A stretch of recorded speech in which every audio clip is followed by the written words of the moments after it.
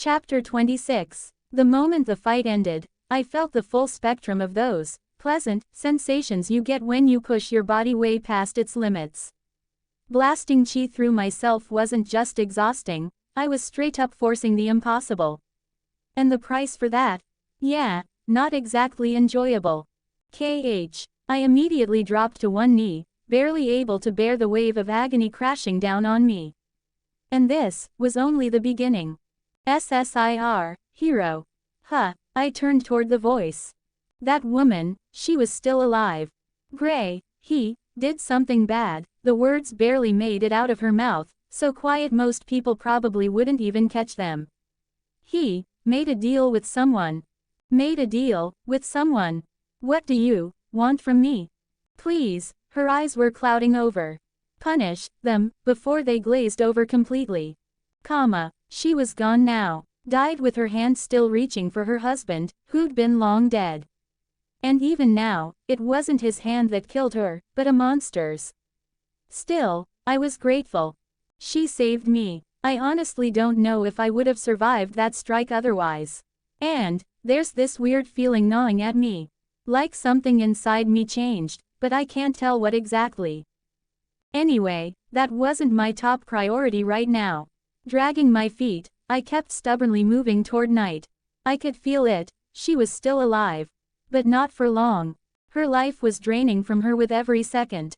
She was dying. The poison was eating her from the inside.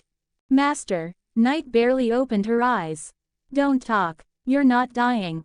And neither am I. At least, I really hope not. I knew how to save her. And if I had to, I'd do anything for that. All I had to do was stir up my chi again. Not as recklessly as I did before, much softer. I just had to hold on a little longer. I finally reached my little bird and knelt down beside her, gently touching her wing. First thing, I poured the strongest antidotes I had into her and over her.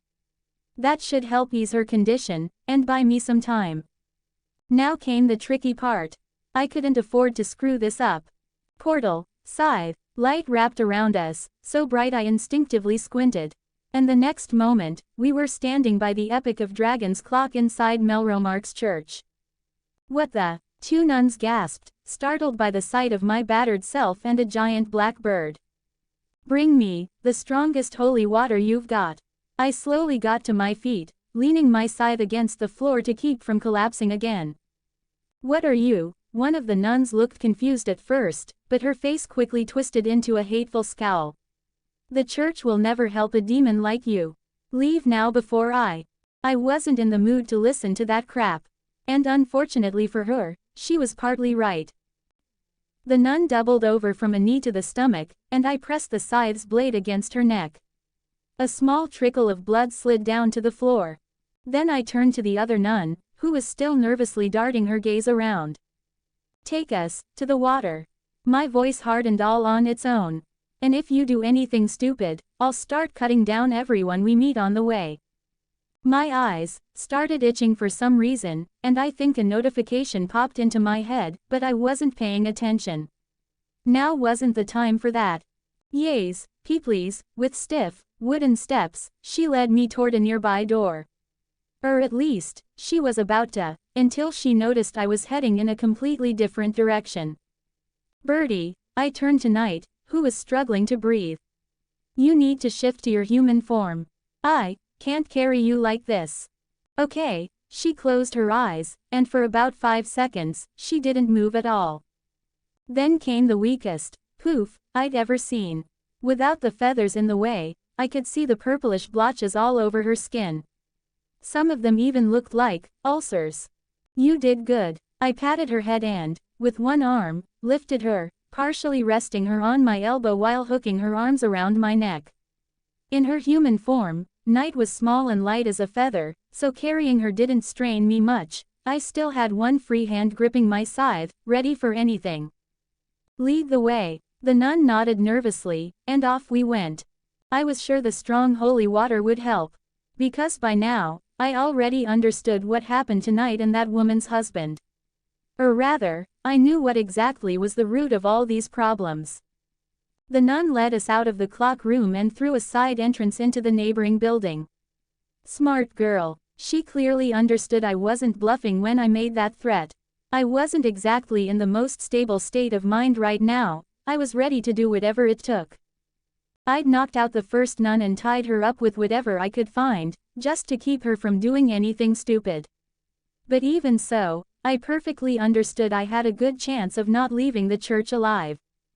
The teleportation skill could only be used once per hour. Any noise could be fatal. There was no way I'd survive until the cooldown was over if I had to fight my way out. Surprisingly enough, this nun turned out to be both obedient and proactive. She carefully led us along side corridors so we didn't run into a single other church member. Either my threat got through to her, or, no, I'll think about that later. We wandered for exactly 18 minutes. The teleport still had 42 minutes of cooldown left. This is the strongest holy water we have. We ended up in a room that looked kinda like a bathhouse. There were several shallow pools with water slowly trickling into them from holes in the walls. Some of the pools were murky, some were clearer, but the nun pointed to the cleanest one. The water there even had a faint glow. I froze, unsure. What exactly am I supposed to do? She's poisoned. I nodded at Night. What do I do to save her? Make her drink it. Bathe her. The nun hesitated for a second. First, she gave Night a complicated look. Then me. Then the girl again. Give her one bottle to drink. Rummaging through a nearby chest, she pulled out a small glass bottle and started filling it herself. After that, it'd be best to put her in the water. But only up to her neck. I doubted there was a way holy water could hurt her, so I followed the instructions without wasting time. Lifting Night's head gently, I slowly made her drink the water. In a way, she was both lucky and unlucky to still be conscious. Lucky, because she could actually drink, unlucky, because the poison was still in her system, eating her alive. It was obvious from the pain etched all over her face. While I was giving Night the water, the nun came closer and reached toward her, which instantly made my hand with the scythe twitch. I want to help. The girl raised both hands in a peaceful gesture, most of her fear and anxiety already gone. We need to take her clothes off. They'll only get in the way of the treatment. Do it. Why the hell am I this jumpy? So far, everything's going fine. And if the curse's concentration hasn't gone beyond the critical level, she should be okay. That's what I kept telling myself while the nun undressed Night. But the moment I looked down, it was worse than I thought. Right before my eyes, a new purplish blotch crept across what used to be clean skin, and Night let out a faint, pained whimper. Now we need to move her. Help me. The nun gave me a slightly disapproving look. What the hell, where did this sudden confidence come from? Just like she said, I carefully lowered Night into the pool, resting her head against the edge so that only her neck stayed above the water. The moment she touched the water, Night let out a relieved sigh. Her face finally started to relax. At the same time, I held my breath for a few more seconds, and then I relaxed too. For some reason, my gut told me this nun wasn't up to anything shady. But bad stuff was still bound to happen, because there was no more avoiding the inevitable. GHH. I clutched my chest as a wave of pain shot through my whole body, like razor-sharp knives slicing me from the inside. I didn't have the strength to stand anymore, so I just collapsed onto my side. What's happening to you? The nun rushed to me, placing her hand on my forehead. Her eyes widened so much, I thought they'd pop out of her skull. How is this even? She started muttering something under her breath, her eyes full of confusion, and then, with a determined look, she began undressing me too. Well, I guess fate decided I was about to be a victim of some nun's inappropriate advances. If that's how I go, so be it. She must have read that exact thought on my pain-twisted face, because she just rolled her eyes and didn't say a word. Once she stripped me completely, and I simply have to mention how her gaze lingered on, well, the obvious place, she roughly dumped me into the same pool where Night was, then helped position me properly. I couldn't move a muscle, so the petite girl had to struggle to shift my heavy ass into place. Oh, and she also cast some kind of healing spell on me. Guess she knew her way around magic too. Honestly, I could have asked why she was even helping a demon like me, considering that's exactly what the other nun called me, but I didn't really feel like it. If she had her reasons but wasn't going to share them right away, then I'd have every right to just forget about it later. I wouldn't consider myself indebted to someone who chose to help me of their own free will. Now, if she had stated her motives from the start, that would have been a different story. So there we were, Knight and I, soaking in holy water. My eyes kept wanting to close, but I forced myself to stay awake. Falling asleep was absolutely not an option. I didn't even notice when exactly my teleportation skill finished its cooldown, but when I finally came to my senses, to my surprise, I could at least move again. Funny thing, really, holy water that heals demons, how priceless it would be to see that church girl's face if she found out I really was a demon. But for now, revealing that wasn't exactly a smart move. Meanwhile, Knight looked a lot better too. The dark purplish blotches now resembled light bruises rather than plague-like spots, which was definitely encouraging. She also stopped grimacing from pain every few seconds. Her breathing had evened out, and I could feel her chi slowly stabilizing. At the moment, the little bird was peacefully snoring, regaining her strength. In theory, that should have been the end of the treatment. We avoided the worst-case scenario. As I started to get up. "Where do you think you're going?" the nun asked sternly, hands on her hips, glaring at me like some schoolteacher. No, seriously, what the hell happened to her? Just a little while ago, she could barely string two words together from fear, and now she's standing there, all confident, lecturing me. Amazing. As far away from here as possible. Thanks for the help, but sticking around here any longer is too dangerous. I wasn't a complete ungrateful bastard. I saw no problem in at least showing some basic gratitude. Same as ignoring a few quirks of my little benefactor. If you leave now, it might take you an entire month to recover. I glanced at Knight. That's fine, I can handle it myself. No, she rolled her eyes again. I'm talking about you. And pointed her finger right at me. What? I don't know what you did to yourself, but you only survived by sheer dumb luck. Your body's condition is so wrecked that even the strongest holy water couldn't heal everything at once. As she explained, her frown deepened, and her gaze grew increasingly disapproving. What is wrong with this girl? Okay, I can understand a lot, but what is with you? You were acting completely different not long ago. PFF'd, she snorted. I just got a little flustered at first.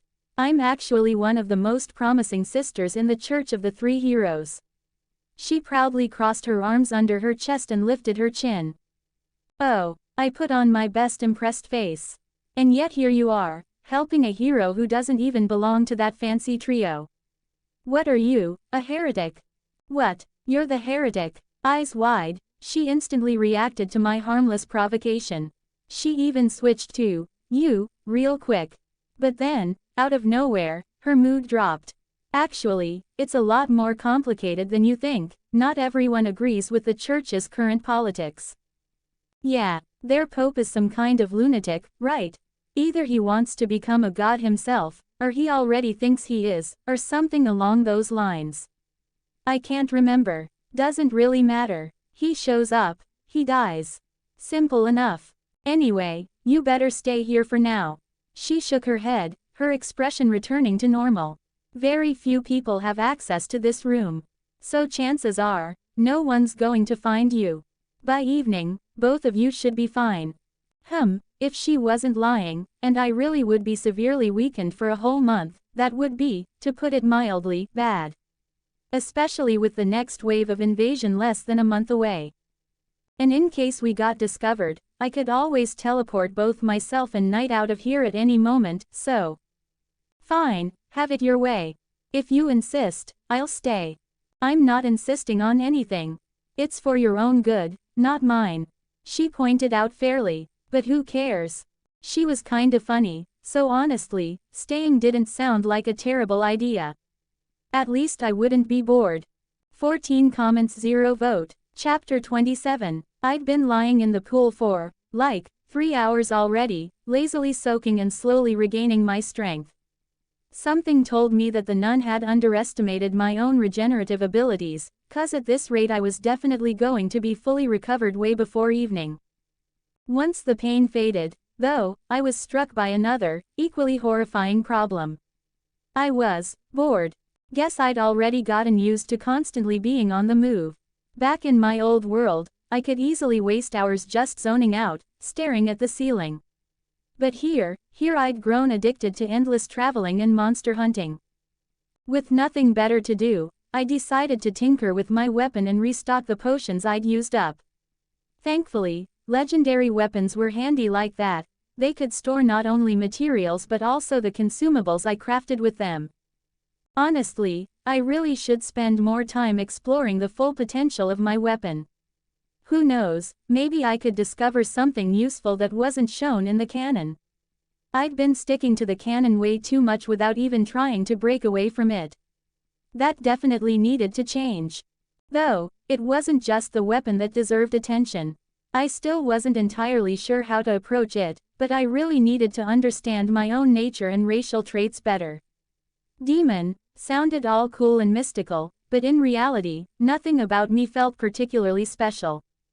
I was clearly not a demon in the religious or spiritual sense.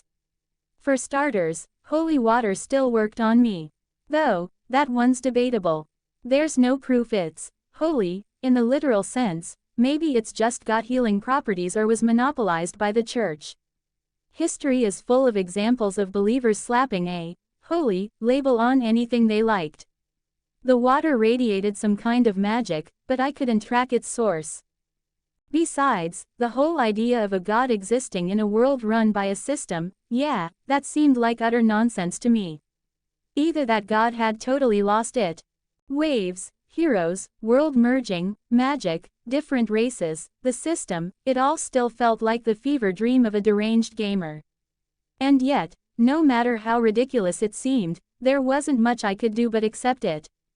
So far, I'd managed to identify a few distinct traits, clearly magical nature and, as a result, high aptitude for magic, considerable combat potential, and, obviously, impressive resilience. Though, I wasn't entirely sure about the combat potential, the weapon factor complicated things. Still, putting aside self-flattery, as a race, I objectively ranked above regular humans, including in terms of intelligence. Combined with the weapon system, that gave me a serious advantage. It was a shame I couldn't fully tap into that intelligence yet. You can multiply 0 all you want, the result, unfortunately, stays the same. Yeah. Apart from messing with my weapon and self-reflection, I'd also been working on my chi. Now I could sense it much better, which meant full control wasn't that far off.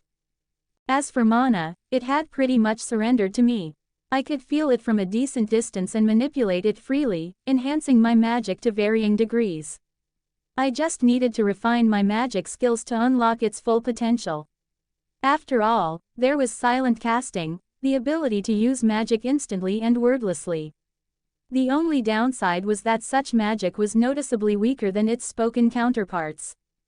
I wondered if I could fix that flaw using my skill system. Honestly, that system was a total cheat. Skills gave me this weird, intuitive understanding of stuff.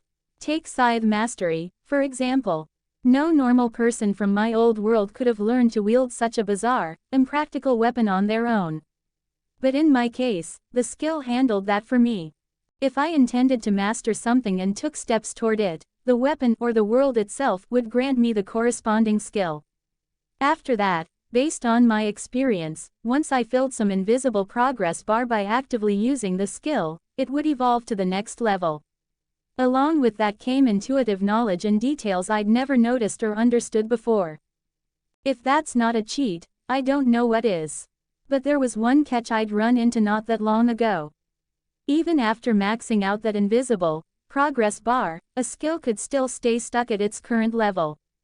At a certain point, simply grinding wasn't enough. I had to experience some kind of breakthrough, understand something, or have an epiphany. Only then could the skill break through the barrier and keep evolving. That's exactly what was happening with my scythe mastery right now. It had leveled up pretty fast at first, but for quite a while now, I'd been stuck at level 8. I suspected I needed to get better at fighting humans, that might be the trigger for its next evolution. So, summing things up, here's what I had skill-wise so far. Scythe mastery, language knowledge, blacksmithing, mana control, and chi control. The second to last one I'd gotten during the ogre cave cleanup, and as for chi control, turned out I received that skill during the fight with the leper undead. Back then, I'd just brushed off the notification and didn't bother looking into it until now. The skill was only at level 1, but it already let me sense both my own chi and the chi in my surroundings within a small radius. Meaning, improving in this area was now just a matter of time. I spent about another hour lost in self-reflection. And yeah, boredom hit again. Guess I'd basically fully recovered by now, even though it was only midday. At least I wasn't stuck under a curse for months, like Naofumi in the original story. No way I would have survived all that constant suffering. Trying to distract myself, I glanced over at Night. The bird girl was lying nearby, lost in her own thoughts. Though sometimes, she just stared blankly at my face for no apparent reason. She did that a lot, actually. It's worth noting, we were both completely naked in the water. So, naturally, my gaze wandered over her body. Yeah, I always knew it, but Night was perfect. Petite frame, modest, yet clearly noticeable, perky breasts, now clean, slightly pale skin, smooth, slender legs with surprisingly enticing thighs, and those gorgeous, silky hair the color of the starry night sky, cascading like a waterfall over the edge of the pool, with a damp strand resting across her face. While I shamelessly checked her out, Night met my gaze and did the same. Slowly, her eyes drifted down from my face, and at one specific moment, her eyes widened in surprise, only to quickly return to their usual expression and lock back onto my face. And then, the water rippled as Night shifted.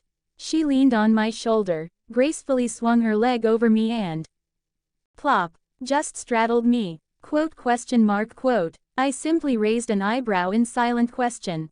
I'm not sure, but I think I know what Master wants. Whoa, was that her instincts kicking in or what? And what about you? Do you want this? The bird girl seemed to be listening to something within herself. I don't know, but Master wants it, right? Do I? Well, of course I do. I'm a perfectly healthy guy with perfectly healthy desires and very specific tastes, but something about this felt off. Night wasn't even thinking about herself. Her only concern was what I wanted. First, second, third priority, all the same. Her own desires and opinions didn't even seem to register. It honestly felt like she never even considered what she wanted. For plain old sexual satisfaction, I could just hit up a brothel. Besides, I didn't really struggle with unsatisfied urges in daily life. Never even thought about it most of the time. But it's a whole different story when every single one of your fetishes is literally sitting on top of you, ready to do anything you want. To make matters worse, the little tease, accidentally, rubbed her perky little butt right where she absolutely shouldn't have. Yeah, situations like this took real self-control. So I decided to start a conversation I'd been meaning to have for a while. We'll discuss that topic later. For now, I gently pressed Night's shoulders, settling her down onto my lap, mentally preparing for a serious talk. Why did you do that? My instincts told me to. Was I wrong? She tilted her head, confused. I'm not talking about this situation. Geez, for some reason, finding the right words was surprisingly hard. I mean when you threw yourself at that monster. Night stayed silent. For about 5 or 6 seconds, she just stared into my eyes, her expression completely unchanged. I had to help Master. But you could have died. Most likely would have, if I'd been a little more injured. If I'd taken more damage, I simply wouldn't have had the strength to carry her. Or I would have collapsed from exhaustion back in the church, right into our enemy's hands. That doesn't matter to me. Night answered without even a hint of hesitation or doubt. Master bought me, raised me, feeds me, takes care of me. My life doesn't matter. If I can protect you with my life, master, then I see no reason to act differently. I belong to you. That was the longest sentence she'd ever spoken to me since we met. And I feel that you're above me. Huh, that part one didn't get at all. It's hard to explain. Something inside me, even at the moment I was born, recognized that the being in front of me, meaning you, master, stands above me. Submitting to you feels natural. Well, that's interesting. How the hell does that even work? Actually, wait a sec, didn't I think about something like that recently? And that incident with the nun. So, what, I've got some kind of hidden ability that makes others submit. Another demonic perk. Or maybe it's the Scythe's doing. The only problem is, I can't consciously control it right now. I got so deep in my own head that I completely forgot to control my body. Night, noticing my pause, wiggled a bit on my lap, made an adorably serious face, then, after thinking for a moment, her expression grew even more serious and, when I already started suspecting something was off, she, with full determination, lowered her hand, right under herself. And I honestly don't know how far that would have gone, 'cause as she touched my stomach, clearly looking for something. Bam! We both turned our heads toward the noise. Standing at the entrance was that same nun who'd saved us, whose name, by the way, I still didn't know. Her eyes were wide as saucers, her whole face bright red, one trembling finger pointing in our direction. She kept opening and closing her mouth, struggling to force out even a single word. And honestly, the scene she walked in on was pretty damn funny. Both of us, me and Night, completely naked, with the girl straddling me, hand already dangerously low, her perky little butt lifted just enough to be clearly visible, and both of us staring at the newcomer in complete confusion. A proper fanservice scene straight out of some cliché anime. The noise, by the way, came from the tray of food she'd dropped. "Why you, what are you doing defiled in the Holy of Holies?" She finally shrieked at the top of her lungs. "Be blasphemers, heretic, pervert, idiot," and somehow, the multiple insults suddenly boiled down to just me. "Ha!" I sighed, grabbed Night by the armpits and set her down beside me. "Looks like it's really time for us to leave. Get dressed, Night." The church alarm went off. After a scream like that, there was no way we were going unnoticed. "Don't you dare ignore me," she yelled again, but then quickly shrank back, covering her mouth with her hand. Man, what a troublesome girl. I've already recovered, and I can finish healing Night myself. I shook a few vials filled with water from the spring. "Thanks for your help." The nun silently watched our actions with a complicated look on her face, a whole mix of emotions I couldn't even begin to guess. "By the way, did you free your friend?"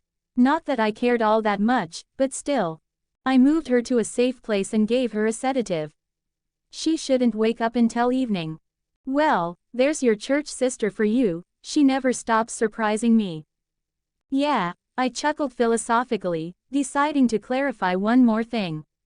"You do realize they'll probably kill you for helping me, right? And they definitely will find out." She said nothing, pressing her lips together and looking away. Figured. She knew. She'd known from the start, but just didn't want to think about it. Foolish girl. And that's exactly what she was. She couldn't be older than 20, with soft, light brown hair, gentle, childlike facial features, and blue eyes. Why the hell did she decide to dedicate herself to such a stupid church? And worse, she didn't even agree with their beliefs. "They won't dare to kill me. I'm too important." "Then why, exactly, is your voice so lacking in confidence?" "I could take you with me." "Huh," she looked at me in surprise. "You don't agree with the church anyway, and now it's too dangerous for you to stay here. I can get you out of Melromark as thanks for helping me." She hesitated for a moment, then, far too suddenly, seemed to calm down. "You know, now I'm certain I did the right thing." The girl smiled. "You shouldn't blindly believe rumors." Ignoring my offer entirely, she smiled again, turned around, and headed for the exit. "Take care, Scythe kiddo." And take care of that girl. This world needs you. And she needs you too. With that, she left, closing the door behind her. A click of the lock followed. She really was an interesting person, childish and yet so oddly mature at the same time. I just hoped the church bigshots wouldn't get to her.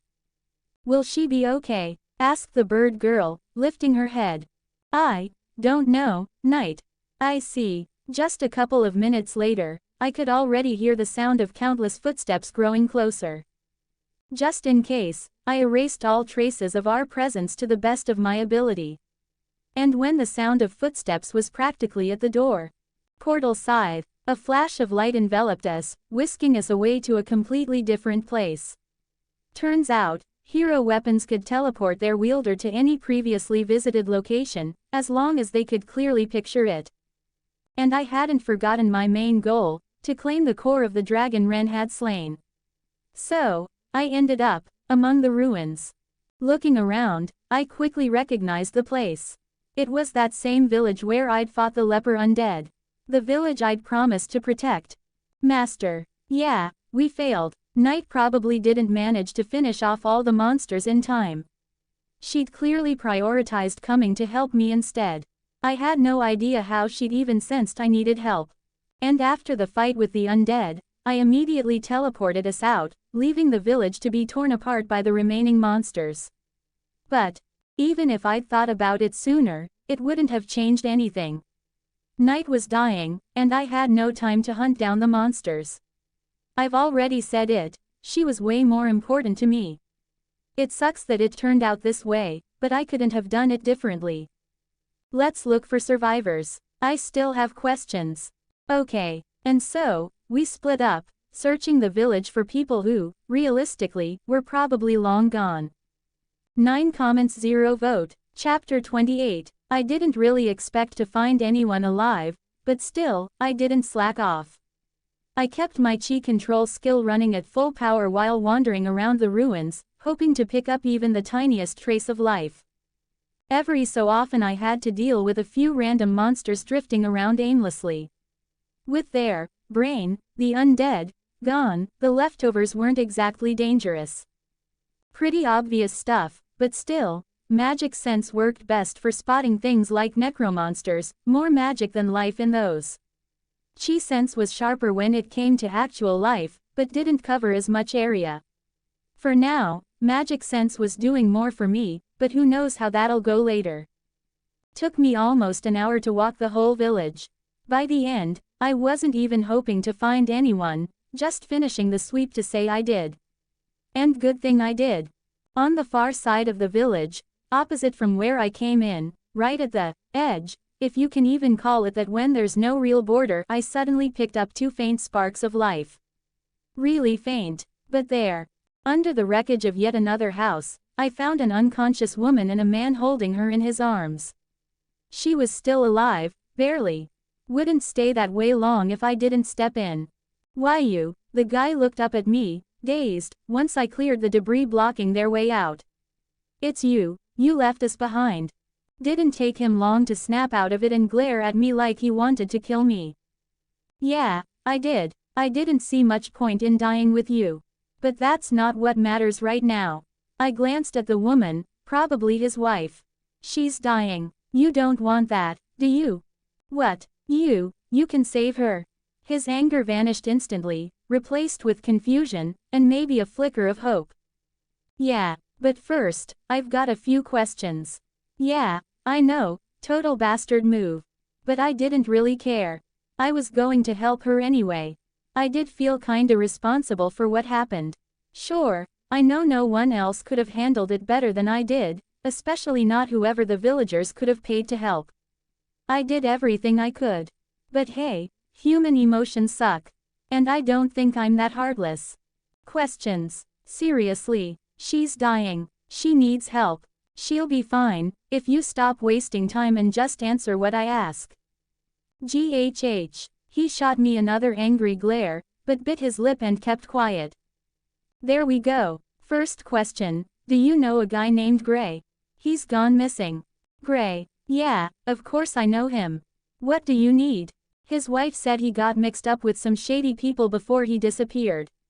You know anything about that? Me? No, but my neighbor, Alan, might. He and Gray were pretty tight before he vanished. That house next door. I pointed at the building where, in what could only be described as a stupidly lucky coincidence, I was also sensing life. A much stronger presence, too, meaning whoever was there wasn't in any real danger. Yeah, but I doubt you'll get anything out of him now. We'll see about that. Then help her already. You got what you wanted, didn't you? Of course I'll help her. I'd have helped even if you didn't know anything.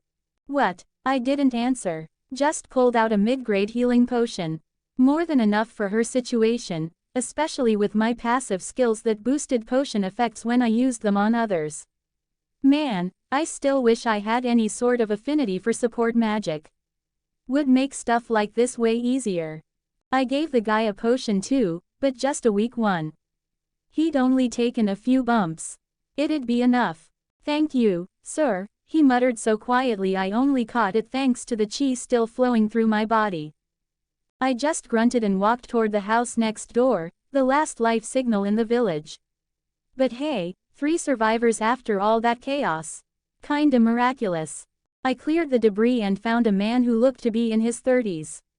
He had a massive bump on his head, which probably explained the whole unconscious thing. Aside from that, he looked fine, nothing life-threatening.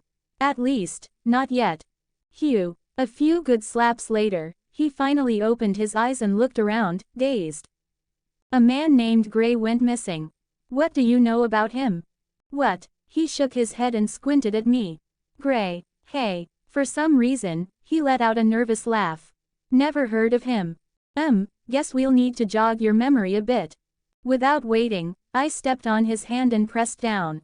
I'm in a crap mood, don't make it worse. I know you and Gray were pretty friendly. So answer the question. I pressed a little harder. Okay, I'll talk. Great. So, Gray, he got involved with some serious people, the man said, clearly nervous. Serious enough that I cut ties with him the moment he tried to drag me into it. You don't mess with folks like that. The fact that he hasn't shown up since kinda proves my point. That's so, I muttered, thinking. Names. Who exactly did he get involved with? Where are they? What did they do? Anything you can give me. 2. He was scared. And I got that, but I needed answers. So, don't make me test which one of us you're more afraid of.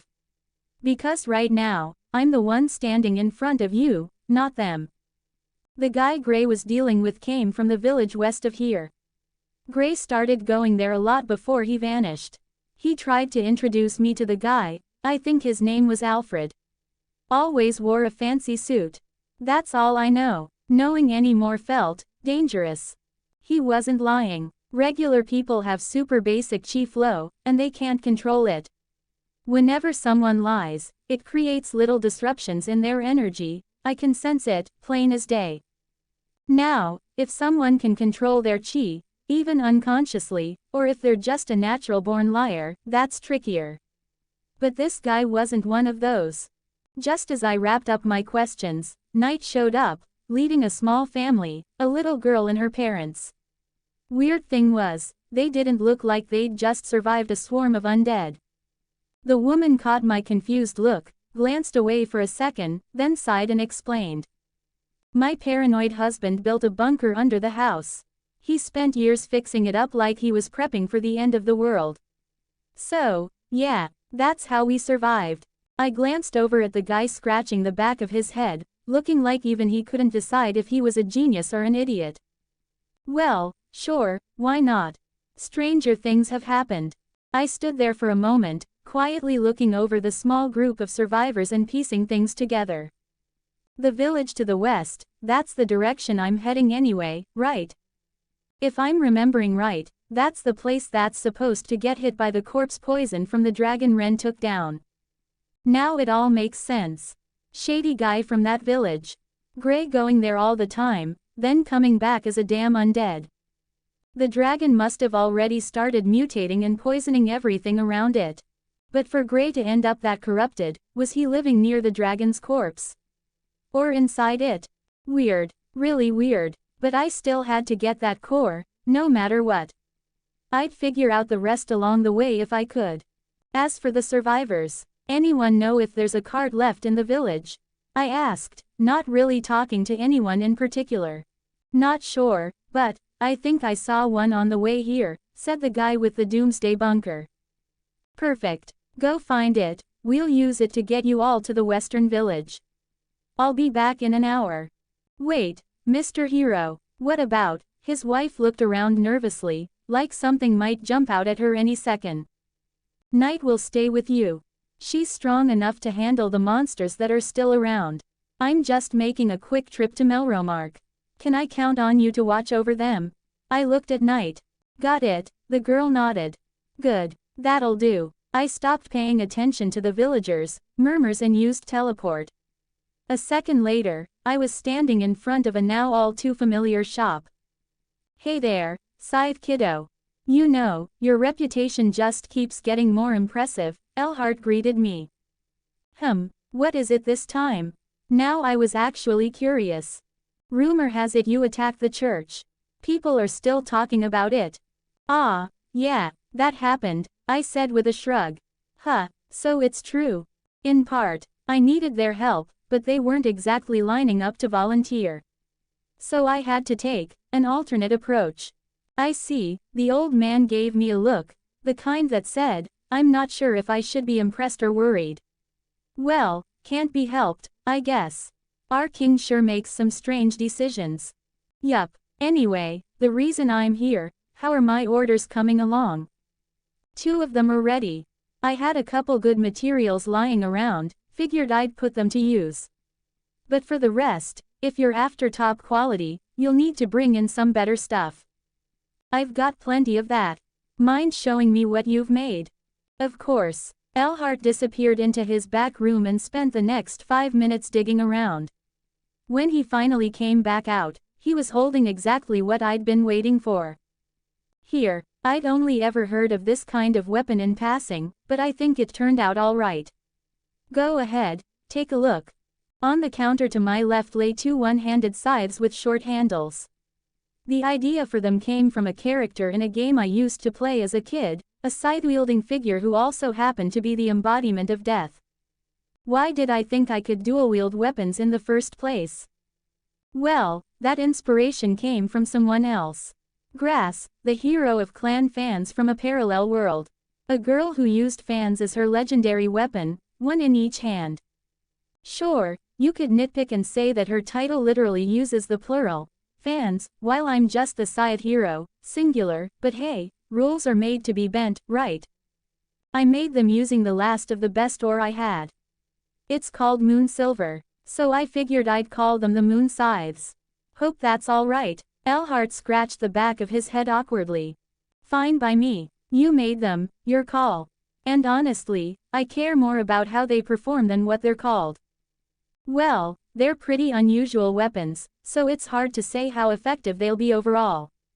But in your hands, I'm sure they'll do just fine. The scythe blades were, fittingly, silver, in line with the material used. The top of each blade curved into a crescent shape. The cutting edge was lighter in color, while the blunt upper side was darker and etched with some kind of markings. They've got a few enchantments on them, blood repelling, sharpness, and weight reduction, he added when he noticed the way I was eyeing them. Sigh, uncle. I shook my head. I don't even know if enchantments get copied over. Or if the weapon itself can be copied at all. You really jumped the gun here. Well, he scratched the back of his head again, looking sheepish. Guess we're about to find out. Good time to test if the enchants carry over too. Man, he really is a good guy. What had me more unsure was the weapon sitting to my right. Back in my old world, I used to watch all sorts of stuff, anime included. And yeah, scythes came up from time to time. They looked cool as hell, and I couldn't help but get curious. So I dug a little deeper. And that's when my worldview got wrecked, because I found out just how useless scythes are as real weapons. Sure, in fantasy worlds, a hero can swing one around like it's nothing, even though it's basically a giant murder stick. But in reality, scythes are clunky, unbalanced, and a nightmare to use in actual combat. Lucky for me, this world runs on good old fantasy logic. Stat boosts let you swing around pretty much anything, even a stone club the size of a tree. Not to mention, legendary weapons adjust their weight to the wielder automatically. Still, I couldn't help wanting to cheat a little. Which brings us to what I was looking at now. This particular scythe looked way more like a naginata than a farm tool.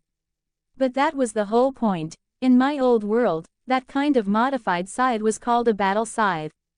If I remembered right, they were originally used by peasants who repurposed regular scythes and mounted the blades like spears. So I asked Uncle to forge a scythe blade, but attach it in a way that made the whole thing look and handle more like a polearm. I decided to start with that one. Carefully reaching out, I slowly began to wrap my fingers around the handle. That's when I felt, how do I put it, some resistance. Like I was pushing my hand through water, thick, heavy water. And when I got just a hair's breadth away, it turned to tar. Oh, come on, I muttered, staring at the stone inside my scythe. Technically, it's still a scythe. The stone gave off a dim pulse. For some reason, it felt like it was arguing with me. Yeah, okay, the blade's positioned a little differently, but it's still a scythe blade. So that makes the whole thing a scythe. Another flash, this one felt less sure of itself. Dear God, what even is my life right now? Still, I grabbed the handle and sent out the mental signal to copy, and there we go. I nodded in satisfaction as the notification popped up. Weapon copied. Steel battle scythe. Perfect. Time for the next candidate. Now this one, you've got no right to complain about. Not only is it a legit scythe, it's two of them. And more is always better, right? Another flash. This one really gave off, eye roll, energy. Yeah, I might be losing it. Dude, are you okay? Even Elhart was looking at me weird now. Not important. What was important? Beautiful. Just beautiful. Was that the dual scythes had copied successfully. Weapon copied. Twin scythes of lunar silver. Skill unlocked. Twin scythe mastery LV. 1. Interesting. The system gave them a different name than Elhart's, but whatever. The key thing was that dual wielding was a whole separate skill. Which, honestly, I expected. Also, when held in reverse grip, the scythes reached about up to my shoulders. As for this one, the battle scythe, or whatever, Elhart nodded toward it. I used the cheapest materials I had, since you didn't seem too sure about it. If you want a better version, like I said, bring me better stuff. Yeah, good job. You really helped me out. Ah, don't mention it. Come by anytime. And with that, we parted ways. Now I just had to wait for my teleport cooldown, then finally deal with the dragon core, and maybe do a bit of amateur detective work on the side. These next few days were shaping up to be real interesting. 14 comments 0 vote. Chapter 29. I left the weapons Elhart made with him. Who knows, maybe he'll manage to find buyers for them. And if not, I'll just come back for them someday. They'd look nice in a collection. Plus, there's someone who might be a good candidate for copying them, but that all depends on how things go between us. The rest of the time before the teleport I spent selling off all the leftover junk that hadn't gone into Elhart's materials. Gotta say, I was pretty glad there's no such thing as photo printing in this medieval era. Even with all the rumors flying around about me, nobody actually knew what I looked like. I'd never shown myself to the public. When I got back to the village, I checked in to make sure the survivors were still alive and hadn't wandered off anywhere. Not that I would have stopped them if they had. If they wanted to try walking out of a destroyed village on their own, that's basically a suicide mission. Call it what it is. I fed the Reaper scythe parts of the leper undead, bit late on that one, then went around gathering up whatever was left of the monsters and gave it all to the scythe, too. Thanks to that, I got poison resistance level 3, and a few new scythes, though none of them were worth mentioning. Honestly, thanks to its special effect, the Reaper scythe could easily stay one of my main weapons for a while. Well, one of them, now. Twin scythes of lunar silver 0/50th D. Skill not mastered. Equipment bonus. Attack plus 8/4. Special effect. Moonlight edge active. Proficiency 0. The moonlight edge seemed to be the result of the sharpness enchantment. For 15 seconds, it made the blades so sharp they could slice straight through stone like it was nothing. The steel battle scythe didn't have anything flashy going for it, not that I expected it to. It was just an experiment. Still, Elhart wasn't the type to make junk. Even the test version met a certain standard. It was basic, but solid. Nothing more, nothing less. Come to think of it, couldn't I technically pass myself off as the spear hero now? Master is smiling very strangely. Just thought of something fun. I see. With that, everything was done. Time to hit the road. The villagers had managed to find a cart, and Night, of all people, ended up pulling it herself. Her face looked conflicted, if anything. Which, for her, was weirdly expressive. I guess philolales really do like pulling wagons. Still, I couldn't stop thinking about how impractical this was. Riding on Night's back, or just teleporting, was way more efficient. The cart only slowed us down, and worse, it couldn't even be teleported. Either it was too big for the system, or there was some smart filter that kept it from being selected. Didn't matter either way, the result was the same. Once the villagers were loaded into the cart, I took the driver's seat, and we set off. By the way, that guy who gave me the tip about Gray, Alan, ended up choosing to go his own way. His call. I wasn't about to beg anyone to stick with the group.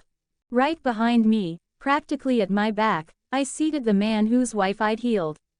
The anger in his eyes was long gone, and out of everyone, he felt the most trustworthy. There was also Bunker Guy, of course, but, yeah, didn't quite vibe with him. I didn't bother asking the guy his name, no point cluttering my brain with extra stuff. I didn't know exactly which way to go, so I let him guide me now and then, adjusting our direction as needed. Yeah, I'm just gonna call him the guy. Solid build, serious face, clearly loves his wife, definitely the guy. While we traveled, I spent most of the time generating raw materials for future forging using the system. And while that cooked in the background, I meditated, focusing on improving my understanding of mana and chi. Mostly mana, actually. Since I'd already gotten ahead in that department, I figured I'd stop spreading myself thin and focus on one thing at a time. Thanks to some inner work and deep breathing, I managed to hit mana control LV3 by the time we arrived. That meant I could now cast most spells in a shortened form, and learning new ones would go faster too. I also upgraded the moon scythes a little, threw in a few attack and agility bonuses. Still, I kept wearing my weapon in sickle form on my belt, just in case someone decided to ID me as the Scythe Hero. Technically, I could now pass as the Spear Hero too, but we'll save that trick for later. We made it without trouble. Most of the monsters in the area had either turned undead and were wiped out earlier, or were finished off not long ago. The village, whatever its name was, I never bothered asking, greeted us with the kind of depressing atmosphere you'd expect. But at least there were no obvious signs of a plague, which meant I got here in time. You can handle things from here, or do you still need help? We'll manage, the guy nodded with confidence. I'll speak to the local lord myself. Thank you, Hero-sama. It's nothing, I said, waving my hand dismissively. Thank you, Mr. Hero. The bunker guy's daughter suddenly ran up to me and hugged me. Ellis. Her mother instinctively moved toward her daughter, but froze the moment she looked at me. I honestly didn't know what to do with my hands. In the end, I awkwardly patted the girl on the head, then gently turned her around and nudged her back toward her mother. Let's not do that kind of thank you. And that was that. I made a quick exit, leaving the villagers to themselves. As I was walking away, I caught something like, "Did he just run away from a 10-year-old girl?" Fools. Heroes don't run away. I simply executed a tactical retreat from a dangerous enemy. I was feeling kind of weird, honestly. Looking at Night, Even though she didn't look much older than that girl, I never felt anything like that. But with an actual kid, it just felt awkward. Kids are scary. Not wanting to waste time, I headed for the core first. By eavesdropping here and there under camouflage and asking a few guiding questions, I managed to figure out the general location of the dragon's corpse from the locals. Though honestly, it was kind of obvious. Even from the village, you could see a small mountain plateau, marked by black scorch marks, craters, and unnaturally broken rock. That's where we went. On the way up, it became clear we were headed in the right direction. Necro-affected monsters popped up in our path a few times. They were a fair distance from the village, though. Most likely because the place was closer to a small town by structure. It had walls, a sparse but present guard force at the gates, and even a few patrols I'd run into while inside. And in general, the local fauna felt kind of toxic. Reptiles with poisonous coloring, snakes, even carnivorous plants and frogs, which, by the way, Knight seemed to have some real issues with. For me, though, all of it just meant more stat boosts. Well, damn, I muttered as the scene unfolded before us. Even before we reached the top, the stench of rotting flesh was thick in the air. And once we got there, we saw exactly where it was coming from. A massive carcass, just starting to decompose. Skin and muscle already peeling away in some places, exposing the insides. A few bones were broken and scattered, chunks of flesh clearly dragged off by the local wildlife. But the real valuables had already been stripped from the dragon. No claws, no fangs, no heart, nothing. Just meat and bones, and not even all of them. Even if this dragon were to come back to life, it'd be way weaker than it was in life. And if Ren managed to beat it using just his own power-ups, then I should definitely be able to handle it. Only, there was one very important thing missing from this rotten pile. There was no core. Well, that's just great. Master. Looks like someone got here before us. And I really don't like where this is going. This wasn't how the future was supposed to play out. Without the core, the dragon shouldn't be able to come back. I clearly remembered that in the original story, Philo was supposed to swallow the dragon's core. But now, it was gone. That left two options. First, the canon left something out. Someone might have gotten to the core off-screen and brought it back to the dragon later. Second, the story had already gone off-script. Now I was dealing with the unknown. Could be anything, really. From a random animal dragging off the core, to some global cult with Lovecraft-level ambitions. Brr. But for now, I pushed those creepy thoughts aside. Should I do something with the dragon remains? Maybe I should try feeding everything I can to the scythe. Meat, bones, a few scattered scales I found lying around, a single horn, and a claw I pried off a frog at the base of the mountain. I fed it all to the weapon, and in return, unlocked a few more scythes. But that still wasn't enough to unlock a full-fledged dragon branch scythe. My guess, either I'd need to feed the scythe an entire dragon, or all of its key parts, core, heart, and brain probably. Which, obviously, this pile of meat didn't have. Once I was done cleaning up, just to make extra sure this thing wasn't coming back, I figured it was time for a little analysis. So, we've got Gray, an ordinary village guy who got mixed up with the wrong crowd and ended up dying in a pretty unpleasant way. Then Gray's corpse reanimated, soaked in death energy, and changed so drastically it looked like he'd been at ground zero of whatever caused the corruption. Which would most likely be the core, if that really was the source behind the necromonsters. What does that tell me? Either Gray died next to the core, or someone brought his body there afterward. Either way, someone deliberately connected him to the core. That someone could be Alfred, the guy always wearing formal suits, and apparently tied to a gang hanging around near this village. So, long story short, I need to find Alfred. And then have a very thorough conversation with him. Might even have to encourage him to talk. But that's fine, I'll manage. Welp, looks like I'm gonna have to play detective for a bit. Never thought I'd be doing this kind of thing in a fantasy world. Life's got some weird twists, huh? 5 comments 0 vote. Chapter 30. Not finding what I'd come here for in the first place, I had no choice but to head back to the village. The village itself wasn't all that big, but that's only if you compared it to all the other villages I'd been to, and to Melromark.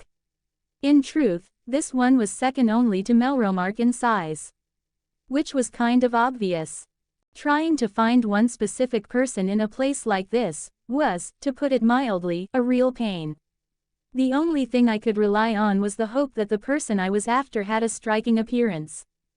Everyone knows taverns are the best place to gather intel. At least, that's what all the classic fantasy stories say. Why should this world be any different? Besides, I had to start somewhere. There were 2 taverns in this village. The second one, as far as I could tell, was mostly just picking at the leftovers, because the difference in popularity between the 2 was like night and day. Not exactly shocking, considering one was smack in the center of the village, with a straight road leading to it from the main gate, and the other was off somewhere in the boonies. It made sense to try my luck in both, but of course I decided to start with the more popular one. Only thing was, there were 2 major problems with that plan.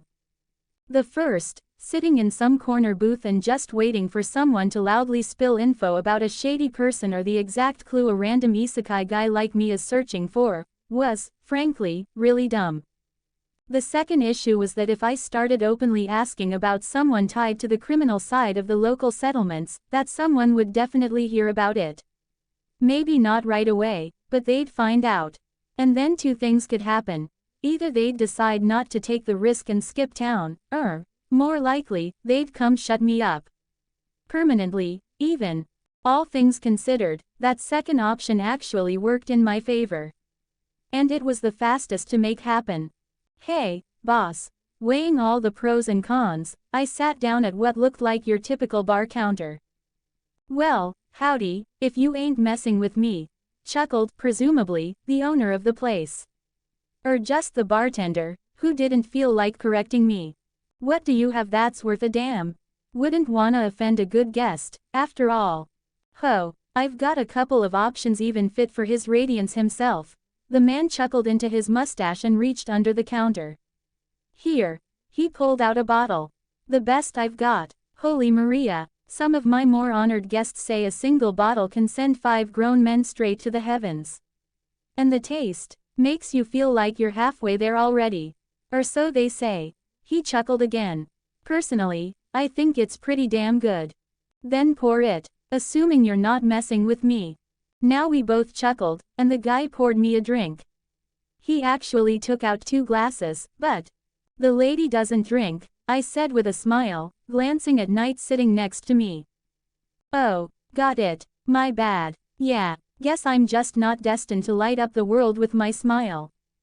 After that, the bartender placed a small plate on the counter, a couple chunks of meat and some kind of pickled vegetable. I still can't really tell what's what when it comes to local produce. Some things clearly carried over from my old world, but others, like this, seem to exist only here. On the house, he explained. To world peace, then. I let out a short classic exhale and downed the glass in one go. Oof. A sharp, bittersweet taste hit my throat, cooling the inside of my esophagus as it went down. Honestly, not bad at all. Not that I've ever been much of a drinker, but still. Not bad, I gave my verdict. Sheesh, you're something else, kiddo. The bartender, yeah, let's just call him that, gave me a strange look. I wasn't joking about the 5 guys, you know. That stuff's pretty damn strong for one person. After a chug like that, most people'd be face down by now. Yeah, didn't really feel much of anything, to be honest. Huh, interesting. I remember now Fumi was completely immune to alcohol. Is that some kind of hero perk? But no. If I recall correctly, Motoyasu once ate one of those local curiosities, the Kogol berry, and ended up puking his guts out and fainting. That berry really was something. All the alcohol in this world was brewed from it. Usually, they'd use a single berry for an entire barrel, or even more. But if you actually ate the thing, a regular person could easily die. Someone tougher or with a higher level would end up like Motoyasu. But for someone like Naofumi, it was just a tasty oddity. Holy Maria usually uses 3 kogol berries per barrel instead of the usual one. That's why I was so surprised to see you handle that glass like it was nothing, the bartender said. Makes sense. I gave the bottle a thoughtful look. So how much for one of these? I nodded toward it. 20 silver. Not bad. My eyebrows rose all on their own. For reference, 1 silver, equal to 100 copper coins, could easily pay for a night's stay in any village in Melromark. The average peasant's daily expenses rarely exceeded 20 to 30 copper. So yeah, that gave me a good idea of just how fancy this drink was. Consider this bottle paid for. I laid down the 20 silver on the counter. Pour me another. Customers always right. The man shrugged and refilled the glass. Yeah, really not bad at all. This time, I downed half the glass in one go. So, I'm new around here. Looking for someone, maybe you've seen him. Name's Alfred. Dresses real official. Expensive clothes. I definitely noticed how the bartender's face changed at that moment. No one like that around here. Ain't the kind of person who'd show up in a backwater like this. I see. Got it. Shame. I'll ask around, maybe I'll get lucky. Get lucky, huh, he muttered. Why are you looking for him? Friend of yours? Not personally, but let's say I've got something I need to discuss with him. I see. After that, the bartender toned down his chatter by a lot. It was obvious he knew who I meant. At least now I had a backup plan if the main one didn't work out. I'd just have a little talk with this man. And how delicate that conversation would be, well, that depended on him. I doubted anyone tied up with shady people like that had a clean conscience. Which meant I didn't need to waste time being polite. But that could wait. I made my way around a few more tables in the tavern, striking up casual conversations that always, eventually, led to a question about the man I was looking for. And the most interesting part? Every single one of them ended exactly the same way, with scowls and a sudden drop in friendliness. What the hell, does every dog in this place know the guy? Evening was setting in, so I strolled along some of the less popular roads, arm in arm with Night, not bothering to hide myself. I was still casually working through the rest of that bottle I'd paid 20 silver for. But even after finishing it off, I didn't feel much of anything. And about 20 minutes into our slow little walk, I sensed a group of life sources behind us. Only, the life they gave off felt weird. Like it had something mixed into it. Very interesting. Ignore them. And don't engage until I say so, I whispered into my companion's ear. The girl caught on surprisingly fast, just giving me a small nod in response. She's so smart sometimes. Too bad she doesn't show that kind of sharpness in social situations. I pulled Night closer in a clearly performative way, then leaned in like I was whispering something else to her. After a brief pause, I steered us into an alley. Once we were in a bit deeper, I pinned her gently against the wall. She looked up at me with those calm eyes of hers, the evening moonlight making the amethyst color shimmer just slightly. Might have been my imagination, but I think the little bird blushed. At the same time, the life sources split up. And, surprise surprise, 2 or 3 people stepped out from both ends of the alley, cutting off our escape routes completely. What a tragedy. Haha, looks like the lovebirds here completely lost their shame. Right in the alley, huh? Couldn't wait, or what? Said the one who looked like the leader of this lovely little crew, a smirk plastered on his face. I'd gotten so focused on those enchanting eyes, shining like polished amethyst, that for a second, I completely zoned out. What even was that? And to what do I owe the attention of such fine gentlemen? You ask too many questions, kiddo. And curiosity comes at a price, doesn't it? The leader tossed a look behind me, and I felt the life force there drawing closer. You don't mind sharing with fine gentlemen like us, do you? Then his eyes moved to Night. Might not be just your money we're after, and then came that filthy, disgusting grin. Wait, was that aimed at Night? This is mine. For a moment, I caught myself thinking, maybe I didn't really need to interrogate these guys. I could just go back and ask the bartender. And as for this little crew, the less time they spent breathing, the better. No point dragging it out. But I pushed the thought aside. I had to be more rational. The bartender hadn't done anything to me, and who's to say he even knew what I needed? It'd be stupid to waste a perfectly good source of information. Especially when he was standing right in front of me. Lately I'd been getting way too impulsive. What's going on with me? Still, the mood was ruined enough that I wasn't in the headspace for small talk. So instead, as I let the pair behind me draw closer, I whispered to Night. Knock them out, quietly. The little bird nodded, a second delayed, then darted into action. I didn't even bother watching her. I was already making my own move, circling around the boss of the group and going straight for the last guy in the back. One clean Spartan-style kick sent the man slamming into the wall, instantly out cold. The other pawn, just starting to process what happened, got a spinning back kick straight to the side of the head. Another KO. What the hell? By the time the leader turned to see Night dealing with her pair, a bit less smoothly than I did, but still without much trouble, then glanced back and saw me, plus his downed buddies, the guy started backing up toward the wall, panicked. But, really, what was the point? Well, looks like you get to pay the price. With your life. So, who sent you? Ha, like I'd tell you anything. Yeah, would be nice if just once someone answered on the first try. Would really break the pattern. The hell are you talking about? Don't worry about it. I closed the distance and drove a kick into his gut, sending him crumpling to the ground. Now then, I crouched down in front of him. Do I need to repeat the question? KHH, KHA. Go to hell, keep this up and you'll get there first. I stood up and stomped on his knee with force. A sickening crack followed.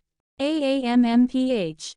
No, let's not draw any extra attention, all right, I smiled, stuffing a piece of his own ripped clothing into his mouth. Once his obvious scream turned into a muffled whimper, I pulled it back out. Before I continue where I left off, I'll ask one more time, just in case. Who sent you? Renji sent us to check out whoever's been asking around about Alfred. Told us to figure out what you want. Ooh, interesting methods you've got for gathering intel. Not quite as elegant as mine, though. I paused for a moment, thinking about something else, then continued, one more question. Do you know where I can find this Alfred? Low-level grunts like us don't mix with the main organization. Renji might know. Hey, why don't you ask him instead? I will. Thanks for the suggestion. And where might I find this gentleman? North of Orb's Tavern. There's a building with a sign showing two fishhooks crossing each other. That's where the upper ranks of the lower gangs hang out. Hey, what an idiot. Looking at that brain-dead face of his, I could practically see the thoughts crawling through his skull. He clearly thought I wouldn't be able to handle Renji. That Renji was stronger than me.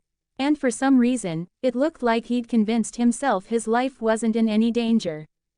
You're very kind. Thanks for the info. As I stood up, I shifted the scythe into a battle scythe. What are you, GKH? He barely got a word out before blood sprayed from his mouth. The spear had pierced straight through his heart, sliding into flesh with a kind of smoothness that felt unnatural. Like stabbing a knife into jelly. Staring into his wide, glassy eyes and the blood dripping down from his lips, there was nothing in my head. Nothing at all. Honestly, the decision to kill him only came to me in that very moment. Right up until then, I hadn't even considered it. But looking at it logically, isn't this just part of the script? Taking a human life. How many other isekai protagonists wrestled with that? How many went full pacifist, never crossing the line? How many of them clung to the fragile moral codes of their old world, even when in this new one, a human life barely meant anything? And even knowing all that, killing someone with my own hands still felt strange. But that feeling didn't last long. His final gasp escaped. The light faded from his eyes. Life left his body for good. And then, that was the moment that would change everything for me.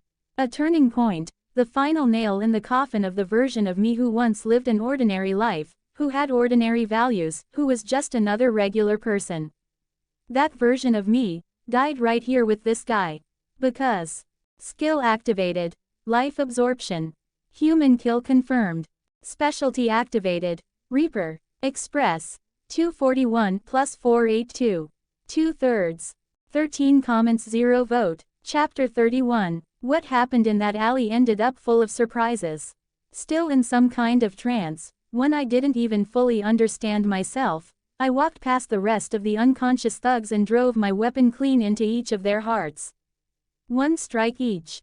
And from each of them, I got triple the experience, which fully erased any doubts I had about what the system had shown me. This whole time, I thought the Reaper tag next to my specialty was just flavor text. But reality proved otherwise. I still didn't know how to feel about the fact that I was gaining an absurd amount of express for killing humans.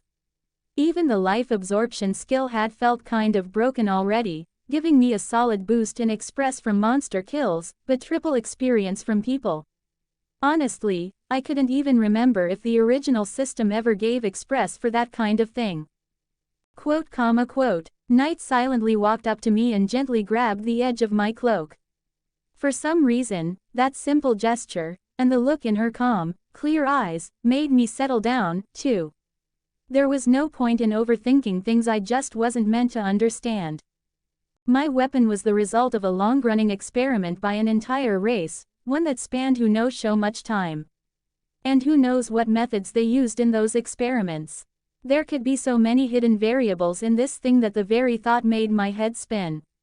It's entirely possible that one day, one of those unknowns could come back to bite me.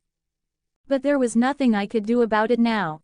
All I could hope for was that when that moment came, I'd be ready. The next target had been marked, so without wasting time, I headed toward the building in question. But wandering around looking for a sign with crossed hooks could have taken forever, so I had to activate my elite communication skills and ask the locals for directions. Though, they did give me some weird looks. Anyway, once I finally found the place. Yeah, hard to miss that, I muttered without meaning to. The building was the biggest one around, no way I would have missed it even without directions. But whatever. It looked like some kind of fishing shop. Rods, tackle, boating gear, the whole setup. Honestly, it made sense. The local underworld was clearly running one of the village's main sources of income. Especially with that massive river right nearby. What do you need? A woman sitting behind the counter asked lazily. I'm looking for someone named Renji. At that, she perked up and gave me a much more serious look. Oh, and what do you want with him? I just want to talk. Is he here right now? Meanwhile, on the visible part of the shop floor, I could sense a few more life signatures. But the most interesting thing, the main cluster of life was coming from beneath the building. Rough guess. Around 20 people. Who knows? But you'd better take your questions and get out of here. No one's waiting for you. Right as she said that, the life signatures from the back room behind her materialized into two large, bulky men. Typical muscle for higher types. Only, this was a stats-based world, and muscles were more about aesthetics than actual strength. Sure, physical training had some influence on stats, but it was so minor it wasn't even worth mentioning. And yet, no one ever just wants to talk. It'd be so much easier that way. Hey, don't worry, kid, we'll have ourselves a nice little chat, one of the goons said with a grin. In that case, I'd rather talk from a position of power. Honestly, lately I'm starting to think that's how conversations should just start by default. Why, you little ack. Whatever he was about to say didn't matter anymore. No need for extras on this stage. The first thug dropped with his skull cracked open by the battle scythe. The blade of my weakest main scythe slid through his chin and out the back of his head without the slightest resistance. That's how pathetically weak and useless he was as a bouncer. Hya! A scream of pure horror rang out. You bastard, GGH, the second one rushed me and dropped just as fast, his throat cleanly slashed. Man, It really is a blessing when your weapon isn't limited to just sweeping strikes. The battle scythe let me both stab and slash with simple horizontal swings. Must be nice for Motoyasu and his spear too, I guess. Where are you going? We were just starting our conversation. By the source of power, I command, decipher the laws of the world. First ice spike. An ice spike drove into the shoulder of the fleeing woman, dropping her to the floor with a scream. Wait, please, don't kill me. Renji's here. He's downstairs, there's a hidden entrance to the underground. Now that's more like it, I sighed. Show me. Why? Of course, she yelped, clutching her wounded shoulder as she staggered into the back room. From there, she led me into another chamber, where a trapdoor lay hidden under a rug that blended surprisingly well with the overall decor. There, he's down there. She even managed a smile. Impressive. Though naturally, she forgot to mention the other 19 people waiting down there. Thank you. You've been very helpful. Why? You. She never finished. Her eyes went wide with shock and disbelief as she stared at the scythe that had pierced her heart. Throwing the weapon over my shoulder, I started whistling a half-familiar tune and made my way down the stairs. Fun fact, blood on a legendary weapon evaporates on its own. Literally evaporates. So the weapon always stays clean and pristine. Doesn't rot or stain. Soon enough, I heard a deep laugh and the general roar of conversation echoing from below, which only made that low-level irritation buzzing in the back of my head start to rise again. It didn't really interfere with anything, but it was definitely getting on my nerves. Why does everything have to be so complicated? Would it have been that hard to just leave the damn core in place so I could quietly grab it and go? But no, now I'm stuck playing detective and running through some convoluted questline like this as a game. Really hoping this all ends soon. By the time I finally reached the basement room, no one even noticed me at first. That's how caught up they all were in whatever they were doing. Some were drinking like there was no tomorrow. Others were playing cards. Some were getting handsy with the local women. A few had already taken them into one of the back rooms. Total chaos. Huh, who the hell are you? Oh, one of them finally noticed me as I stepped farther in. But the guy was drunk off his ass, squinting at me through half-lidded eyes. I'm looking for Renji. Where is he? Renji. Oh, yeah, he's back there. He waved lazily toward another hallway. Probably dead already, overdosed or some shit, pffhahaha. The man burst out laughing, but then cut off abruptly. Wait, hold on, who even are you? He squinted harder at me, then at the spear, resting on my shoulder. Ow! Splat, and then his head dropped onto the couch, spraying blood in all directions. That confused, squinty expression stayed frozen on his face. And then the screaming started. Men, women, drunk, sober. Some fully aware, some not at all. In just a few pitiful minutes, the wooden floor was soaked with blood, and the walls looked like something out of a horror movie. Splattered red, bloody handprints everywhere. Now, lying in front of me, was the trembling body known as Renji. Or maybe he wasn't trembling out of fear. Maybe it was just the drugs he'd stuffed into himself. Who knows? I glanced at Night. She still stared ahead with that same calm, deadpan look. Well, right now she was looking at the body, but the scene around her didn't seem to faze her in the slightest. Night. Yes, master. She looked up at me. What do you think? Could you eat a human? I asked, half dazed, shifting my gaze back to the body, the one that used to be Renji. If master wants me to, I don't mind. Still no change in her expression. No shift in her tone. Total indifference. Then, for a second, I felt like I was on the verge of making an irreversible mistake. I squeezed my eyes shut, exhaled sharply, and shook my head. No, forget it. I'm just tired. MMH. Night frowned just a little, but didn't say anything else. I'd already gotten everything I came for. So, with a motion that had become way too familiar today, I drove the scythe through the heart of the gang's little boss. The trembling stopped. You're free to go, I said, glancing at the few women scattered around the room. They weren't victims, not hostages, not slaves, just toys for the trash that had gathered here. Prostitutes. No reason to kill them. Either way, this organization was done. There wasn't, and couldn't be, a single person left in it who could stop me. The heart of the operation was located, surprise, surprise, practically under the very tavern where I'd started this whole search. Its core was a little farther back from the main building and deeper underground than the basement I was in now. That's why I hadn't sensed anything earlier. There were too many people around, and in crowded places like that, I usually avoided using my sensory abilities. Things get too hard to distinguish, sometimes outright impossible. So without wasting any more time, I set out again. By the way, you can let go of me now, Knight. MMH.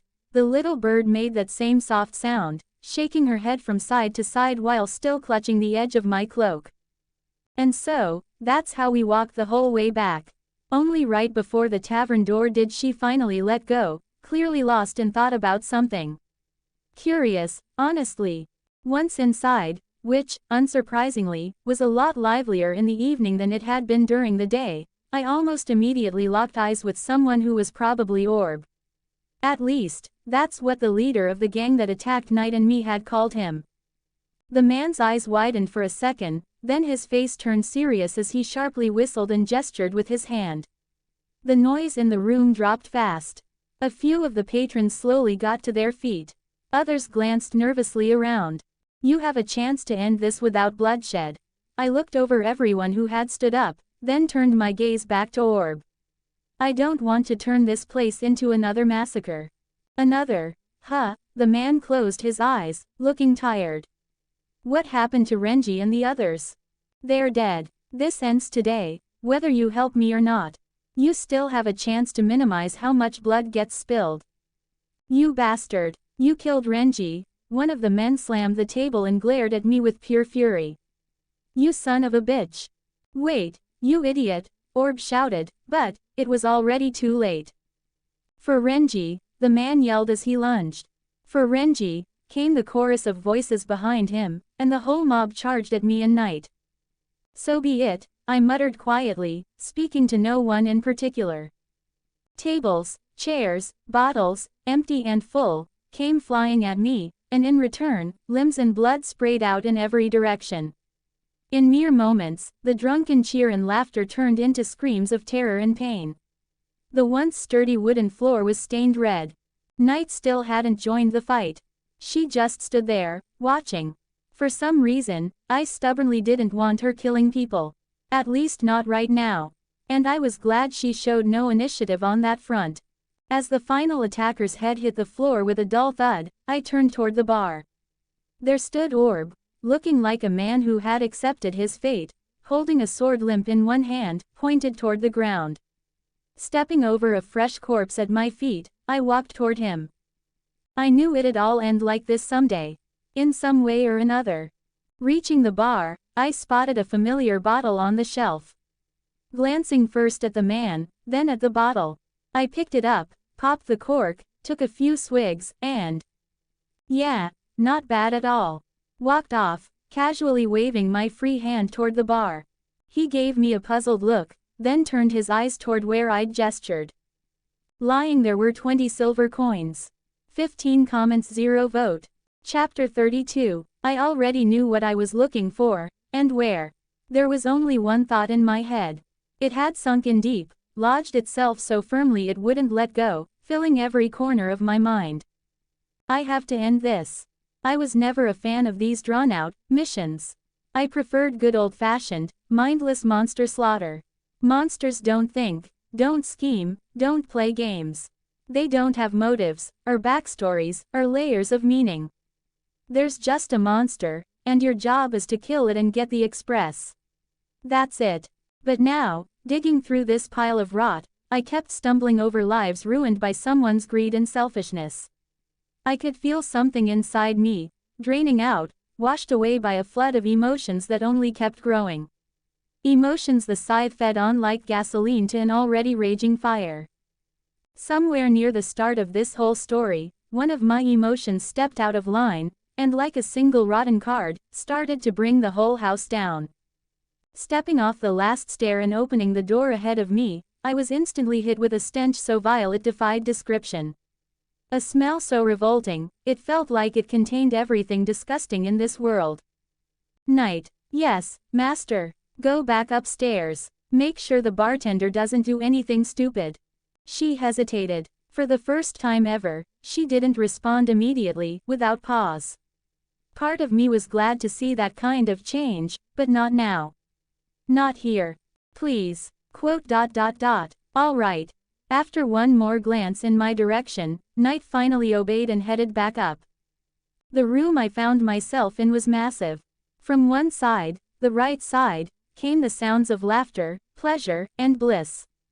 Bodies colliding, clinking glasses, liquor sloshing onto the floor. And on the other side, like a twisted reflection, came screams of pain, suffering, desperate pleas for mercy, and the flickering of dying life sources. Just a few voices, meanwhile, were expressing something close to pleasure. Skill level up. Chi control LV. 3. All my senses sharpened at once, only making those vile sounds and smells hit harder, drilling straight into my skull. Chi, its life, and everything that comes from it. Smell, touch, hearing, sight, all of it. With every new level of the skill, my senses evolved along with it. Which, in this moment, really worked against me. I headed right first. I was a little surprised I hadn't run into anyone who even vaguely resembled a guard. Along the way, I only came across naked women lying on the floor, their eyes glazed over in a haze of pleasure. Stepping over their bodies, I reached the main room, the one radiating the strongest life signals. And with them, that same weird undertone I'd felt before. The same one I didn't feel from Orb. Yeah, it all made sense now. I opened the door, and what I saw made my stomach churn. A massive hall, packed wall to wall with men and women. It looked like a landfill made of human, demihuman, and beastkin bodies. The stench of sweat and every kind of bodily fluid imaginable.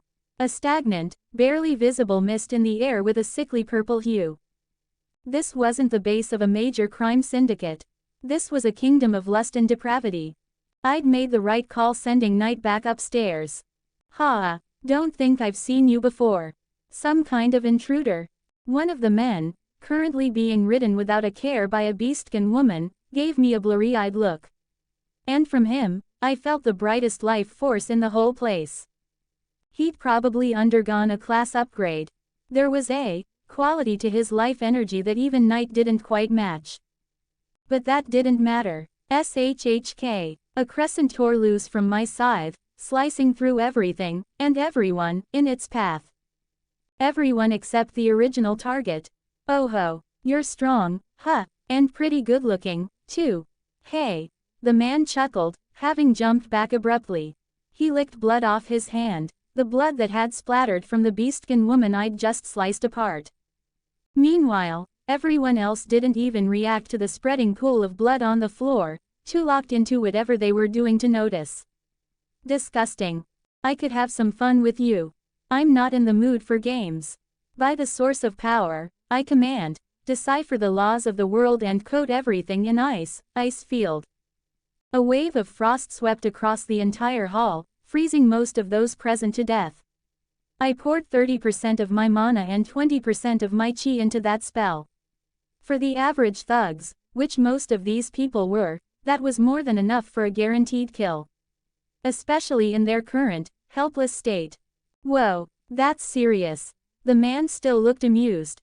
That kind of attack, of course, wasn't enough to kill him instantly. You're really... Oh. The last thing he ever saw was the sight of his own body falling away from him.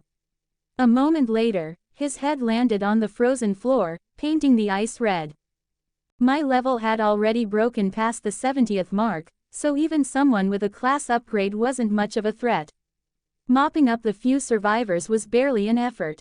They were all already dead before I even walked in. The air was so thick with drugs and poison, none of them ever stood a chance. I had zero interest in staying in that place even a second longer, so I immediately made my way to the other part of the hideout. The one I least wanted to enter.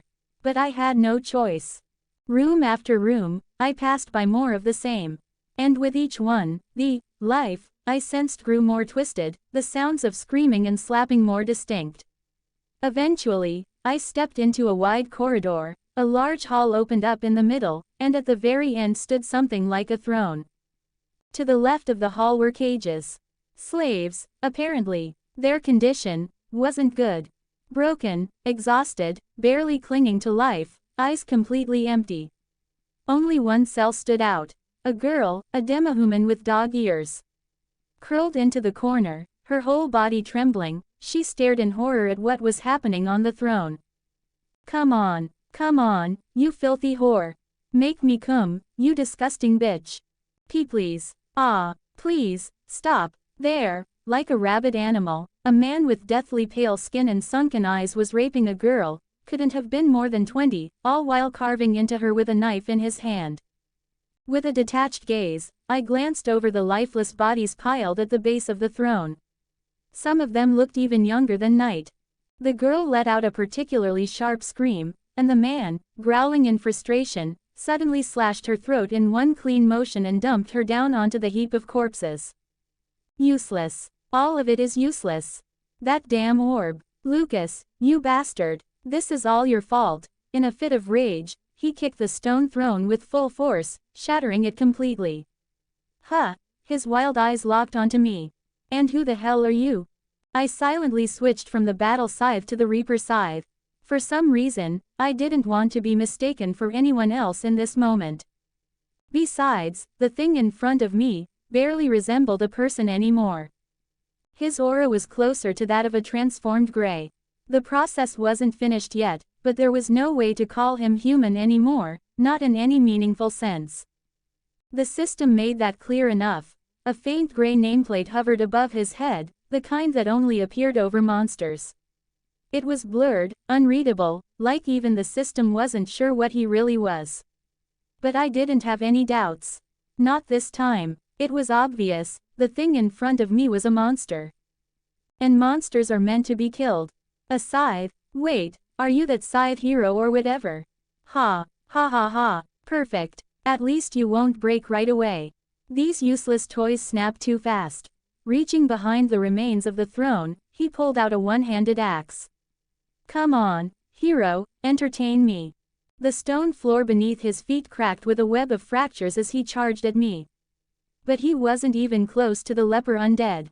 And I'd gained quite a few levels since that fight. The stupid sound of surprise left his mouth the moment his lunge ended with him getting slammed into the floor. Before this ends, I've got a few questions.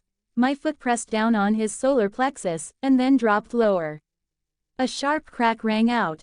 Aghh. Bastard. I'll kill you, kill you, kill you.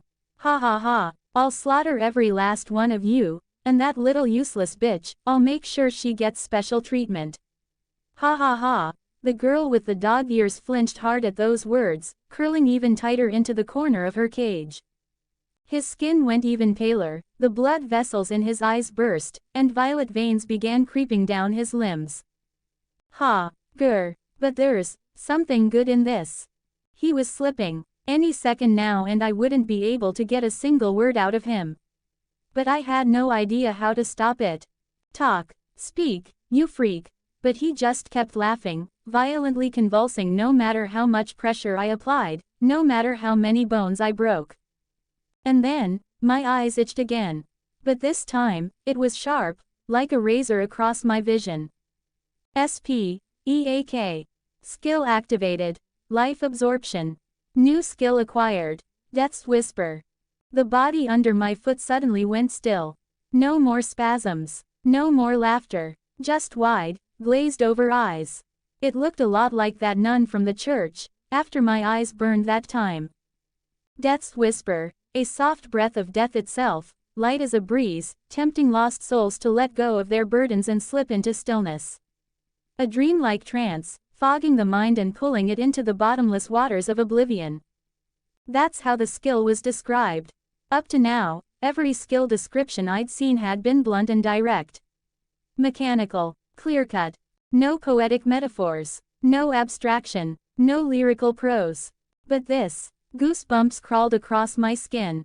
Your name, I managed to get out. Quote.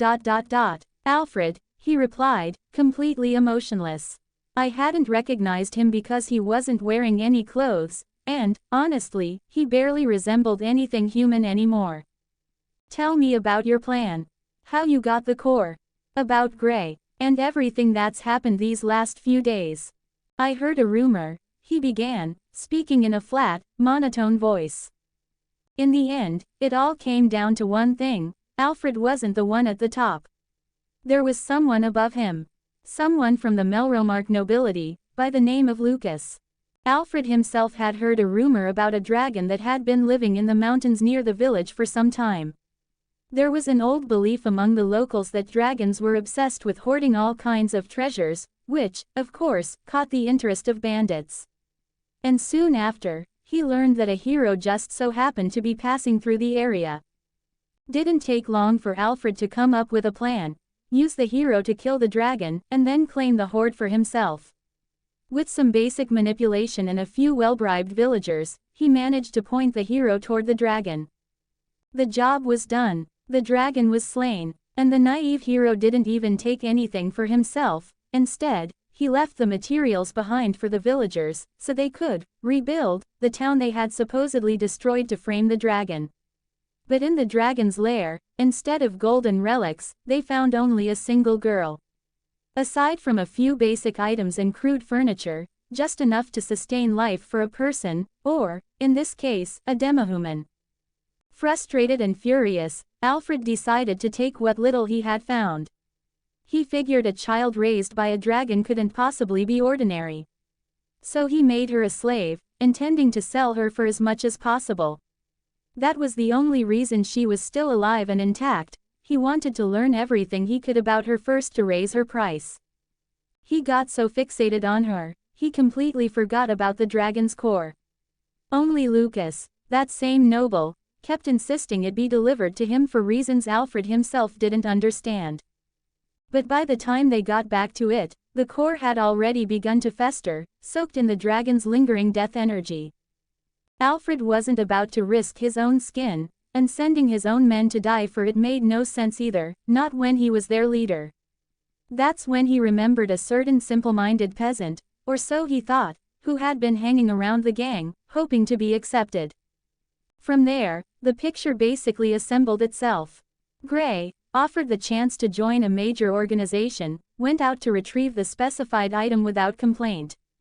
Maybe he had doubts, maybe not, but the fact remained: Alfred wanted to be sure the core wasn't dangerous.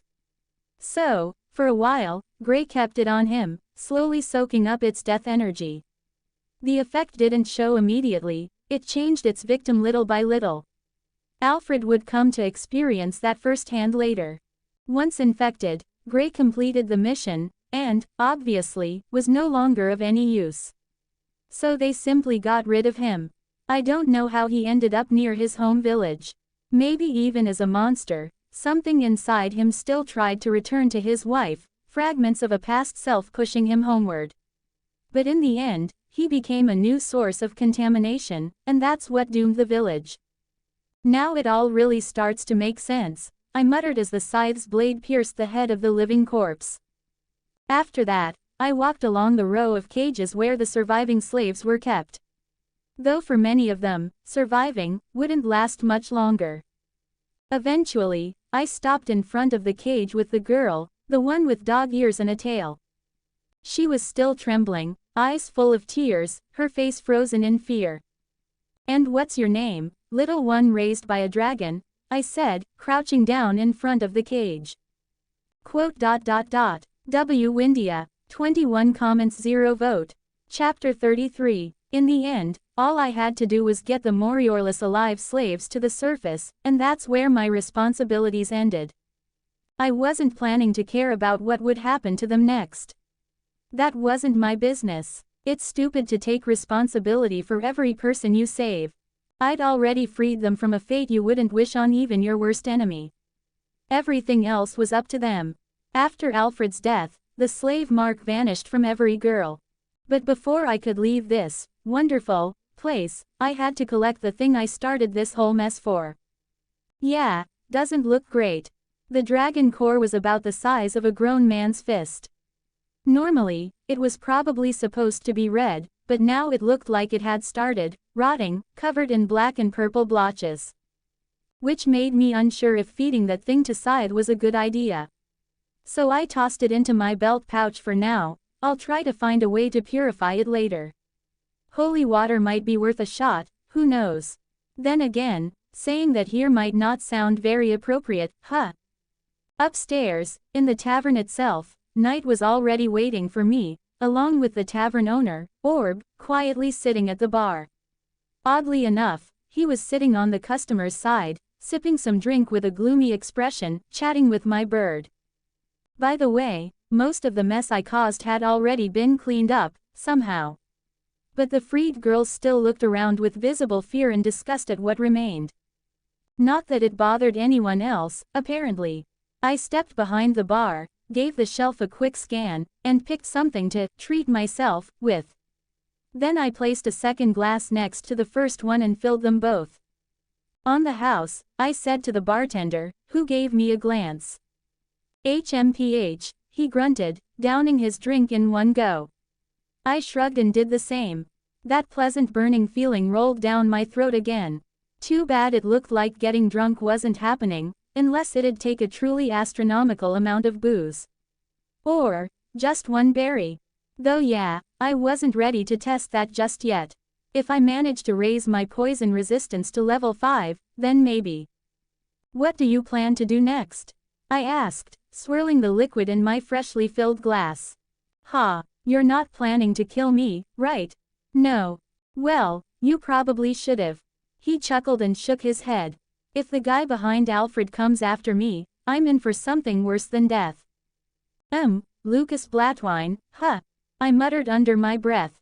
My drinking buddy's eyes widened so much I almost mistook them for the bottom of our glasses. What, did I say something shocking? He gave you a name. Yeah, is that surprising? Surprising. I'd say it's borderline impossible. People don't say that name. Not even on their deathbed. Sure, it might be over for the dead guy, but if he's got anyone he cares about, that man will make them wish they were dead. Damn, what kind of person are you, Lucas? Then again, I probably don't care. I got what I came for, and I'm not about to keep digging in all this filth. And since I only use the battle scythe, which kinda looks like a spear, chances are no one's gonna peg me as the scythe kiddo. Hopefully. Well, I've got my own ways of making people talk, I said, vaguely waving my hand through the air. I'd like to ask who you really are, but I guess you won't answer, huh?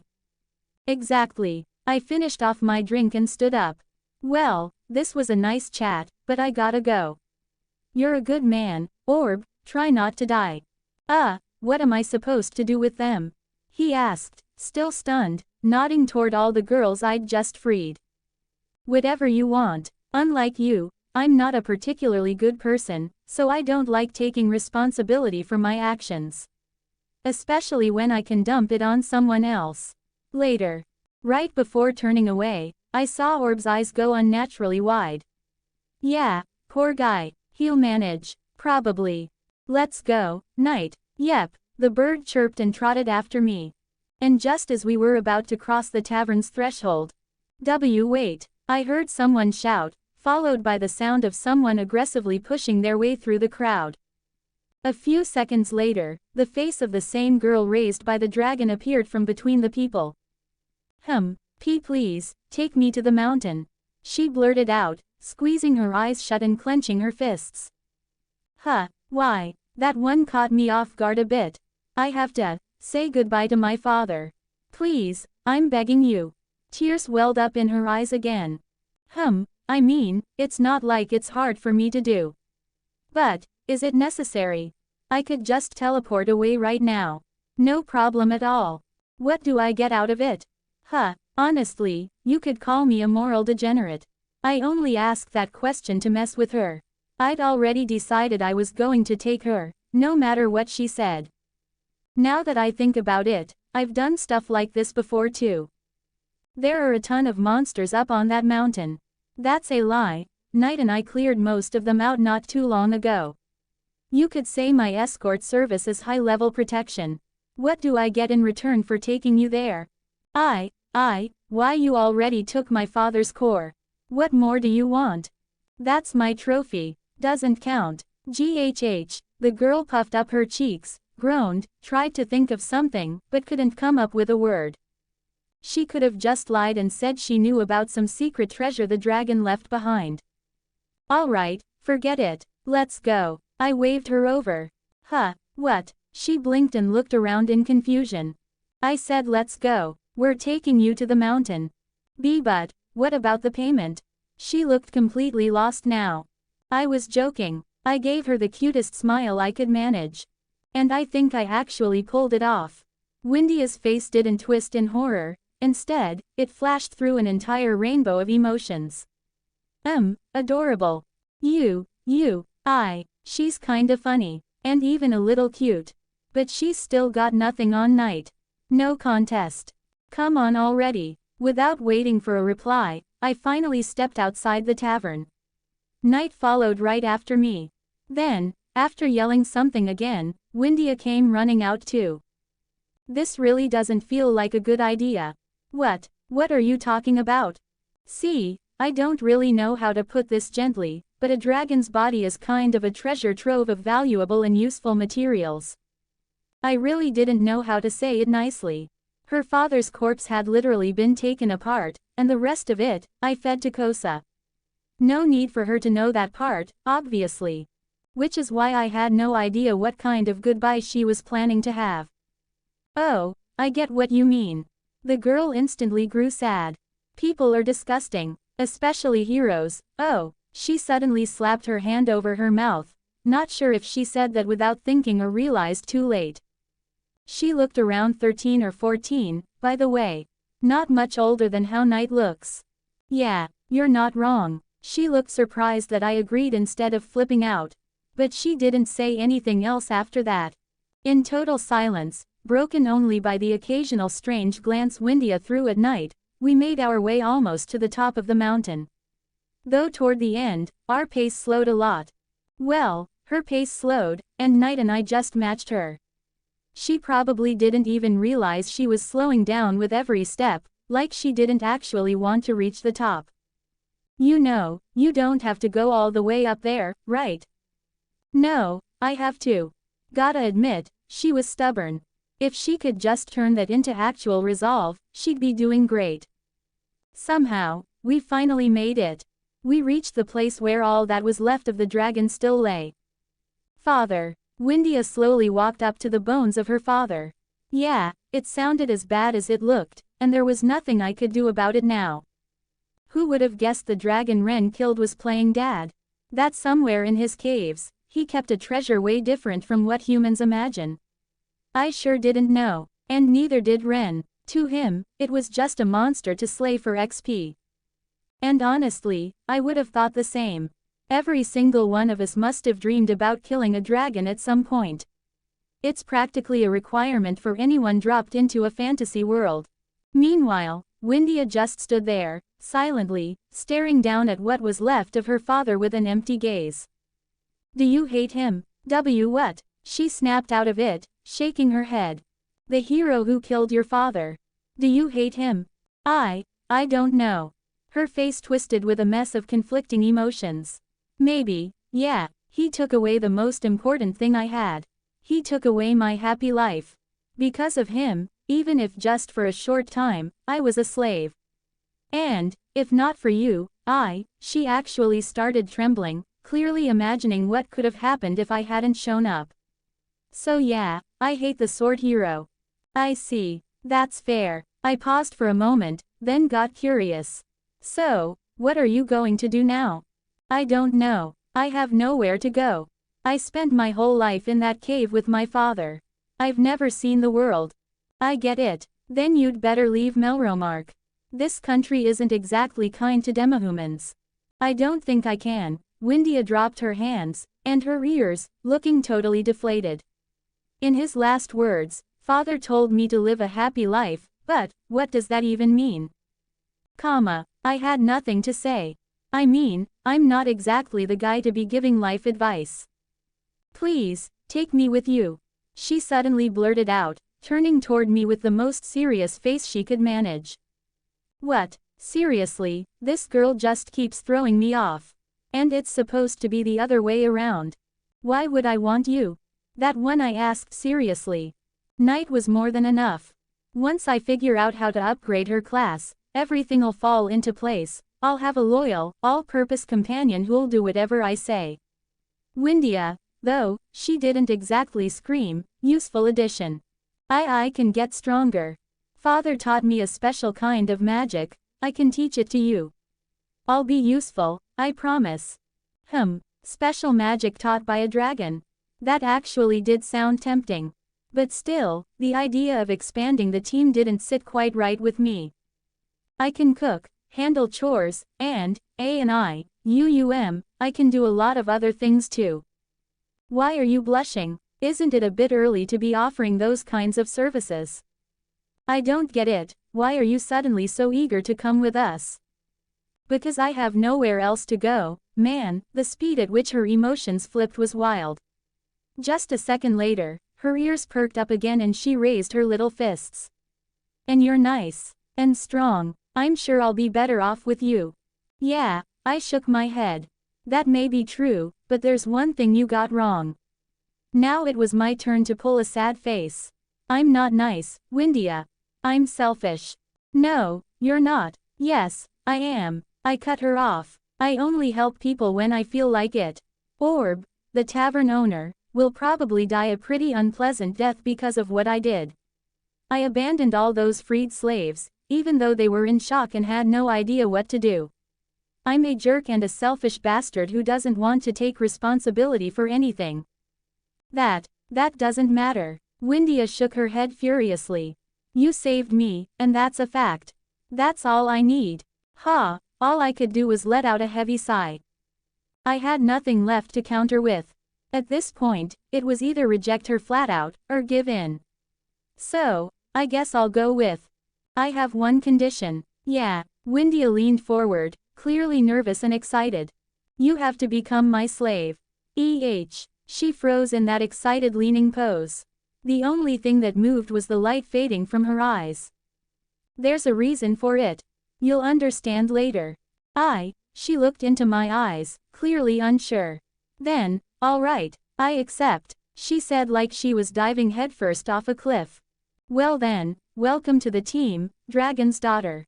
I smirked and sent her a party invite, which she accepted immediately. Yes, then she froze again for a few seconds.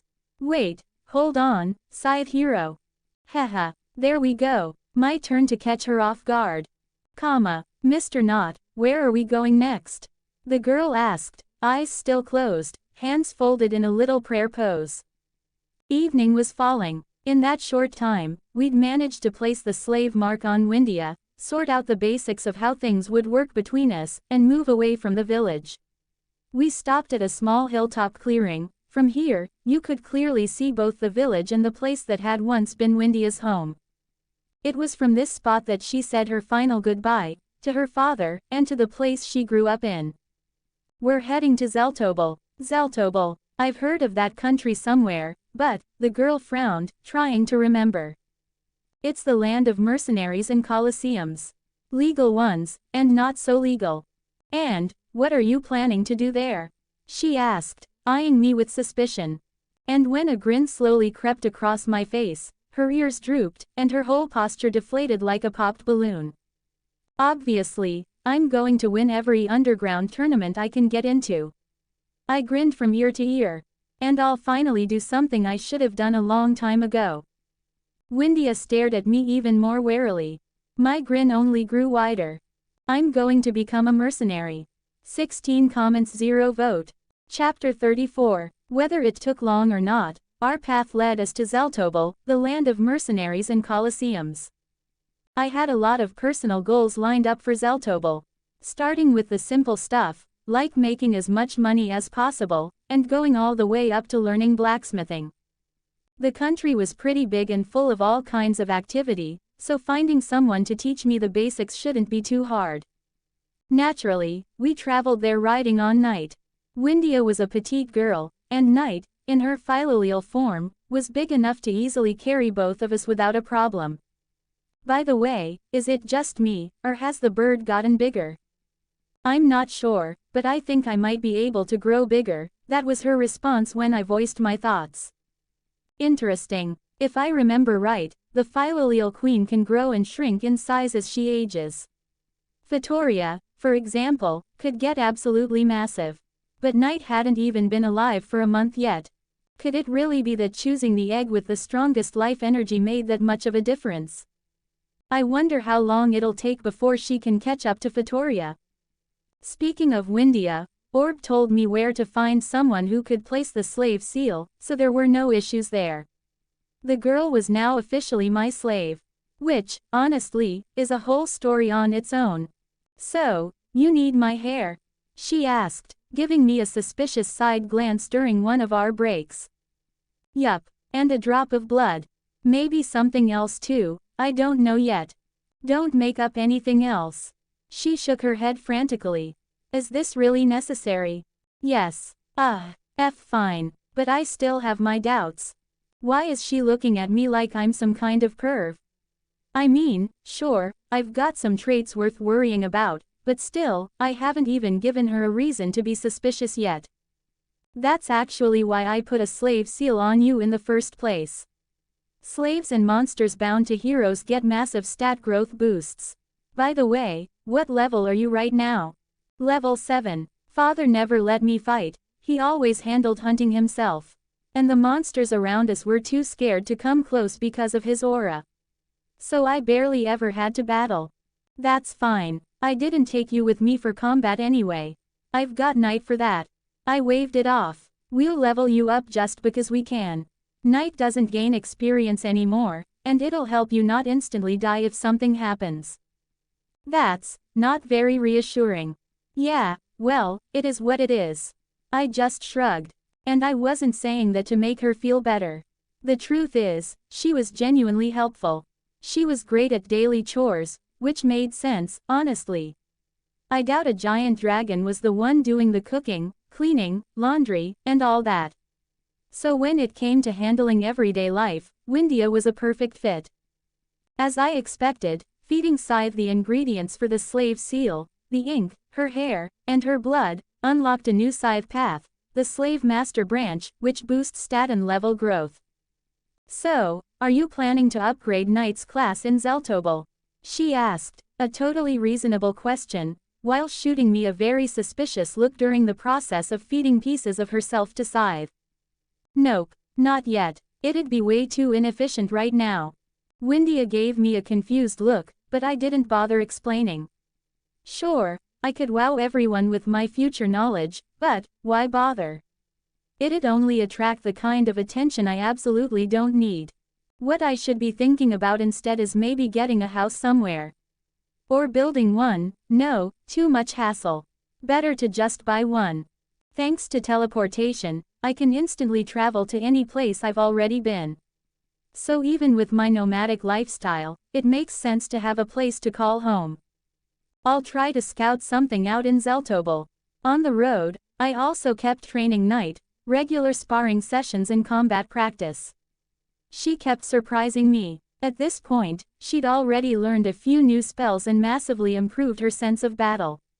Her ability to read the flow of a fight got way better, and now she had a much stronger chance of adapting to unexpected situations.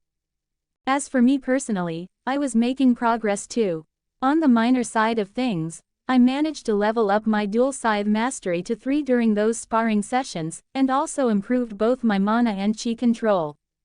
But the real achievement was learning that special kind of magic Windia had mentioned before. Although, why is it called that, exactly? I asked, half despairing, half serious.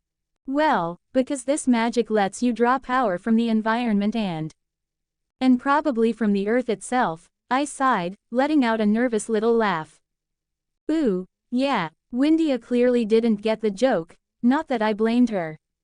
I highly doubted she knew anything about the folk medicine naming conventions from my old world. Thanks to earth power, you can pull energy from underground ley lines to cast spells. And yeah, this magic was definitely unusual, and super effective. It would have been perfect, if not for the name, which had me on the edge of a laughing breakdown every time I said it out loud. But whatever. With earth power, just like she explained, I could cast spells using mana from the environment instead of my own. Technically, I could even combine both sources, my own and external, but only for magic specifically tied to earth power. So I couldn't use it for the regular spells humans normally cast. Then there were the so-called underground ley lines. I never got a clear explanation from Windia about what they actually were, but apparently, somewhere deep underground, there are massive magical veins that crisscross the whole world. Or the whole planet, I dunno, who knows how literal you're supposed to take that. These lines held such an insane amount of energy it was honestly kind of terrifying. During one training session, I managed to connect with one for a moment, and what I felt. It's hard to even put into words. I get the feeling those lines are part of the world's foundation itself. The flow of energy in them was just so dense, so thick, so massive, it was overwhelming. Because of that, it turned out that you could draw magic from those lines pretty much endlessly.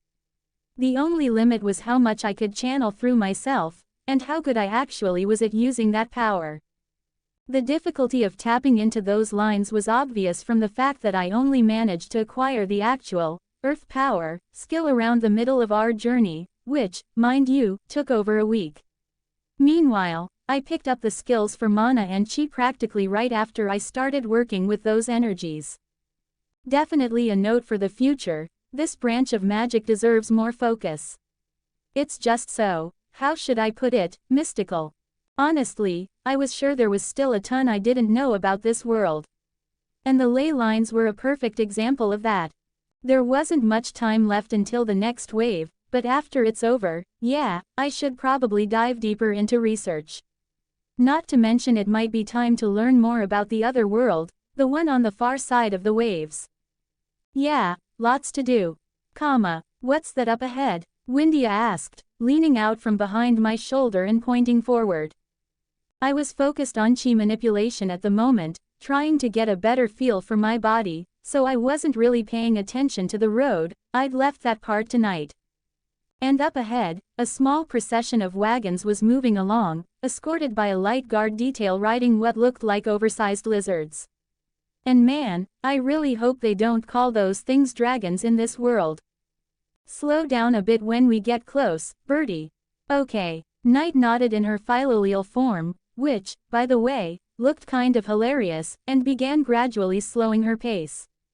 We'd been moving at a pretty decent speed, and I didn't want them mistaking us for bandits or something. But also, I didn't really feel like going around the whole convoy either. And my plan almost worked. The caravan guards were eyeing us suspiciously, but didn't make any moves to stop us or interact. We'd nearly passed the whole group when... oh my, incredible, what a magnificent philolial, I've never seen one like that before. A roundish man, probably in his 30s, leaned out of the second wagon from the front. Fancy clothes, jewelry practically everywhere he could hang it. Just moments ago, his expression was pure boredom, not even changing when we passed him, but then it looked like something finally clicked. He spun his head toward us and called out. "Wait, sir, you there, are you the owner of this philolial?" he asked, and I had no choice but to signal Knight to slow down a bit more. That's right, I had serious doubts this conversation would lead to anything but trouble, but I wasn't too worried either. Doubt even this whole escort detail could do much to me, and having teleportation kind of kills any real sense of danger. How about I buy her from you? I've never seen a philolial with this appearance and coloring. I promise I'll take excellent care of her, he assured me. She's not for sale. We've been together too long for me to give her up. I smiled, ruffling Knight's head feathers. The bird let out a pleased little purr and nuzzled against my hand. I see, that's a shame. His shoulders slumped as he lowered his head, but then he perked right back up, looking at me with hope. Then perhaps, is she some kind of special breed? One I've never encountered before. Did you breed her yourself? I bought her in a lottery from a, monster merchant in Melromark. Guess I just got lucky. Ooh, could it be some kind of rare Melromarcian variant? He murmured to himself. Pardon me for pressing, but would you mind telling me who exactly you bought the egg from? He's probably the most well-known monster seller in Melromark. I think his name was Belucas. Wears a tailcoat, top hat, round dark glasses, and curly mustache. I'd gotten his name from Elhart when I wanted to learn more about his reputation. Oh, yes, I think I know who you mean. In that case, I'm even more surprised you got something this unique. What's that supposed to mean? Ah. Right, I get it now. With how Belucas operates, it does make sense that the odds of winning something good from his lottery would be practically zero.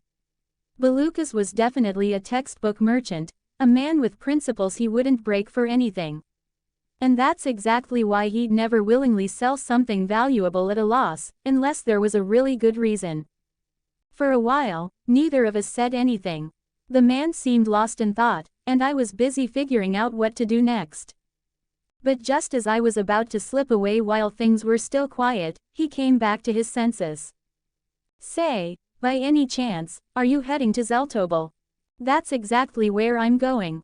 Oh ho, what a coincidence. I'm on my way back to Zelto myself. How would you feel about joining my delegation? You and your Philoleel look quite strong, so I'd even be willing to pay you for the escort.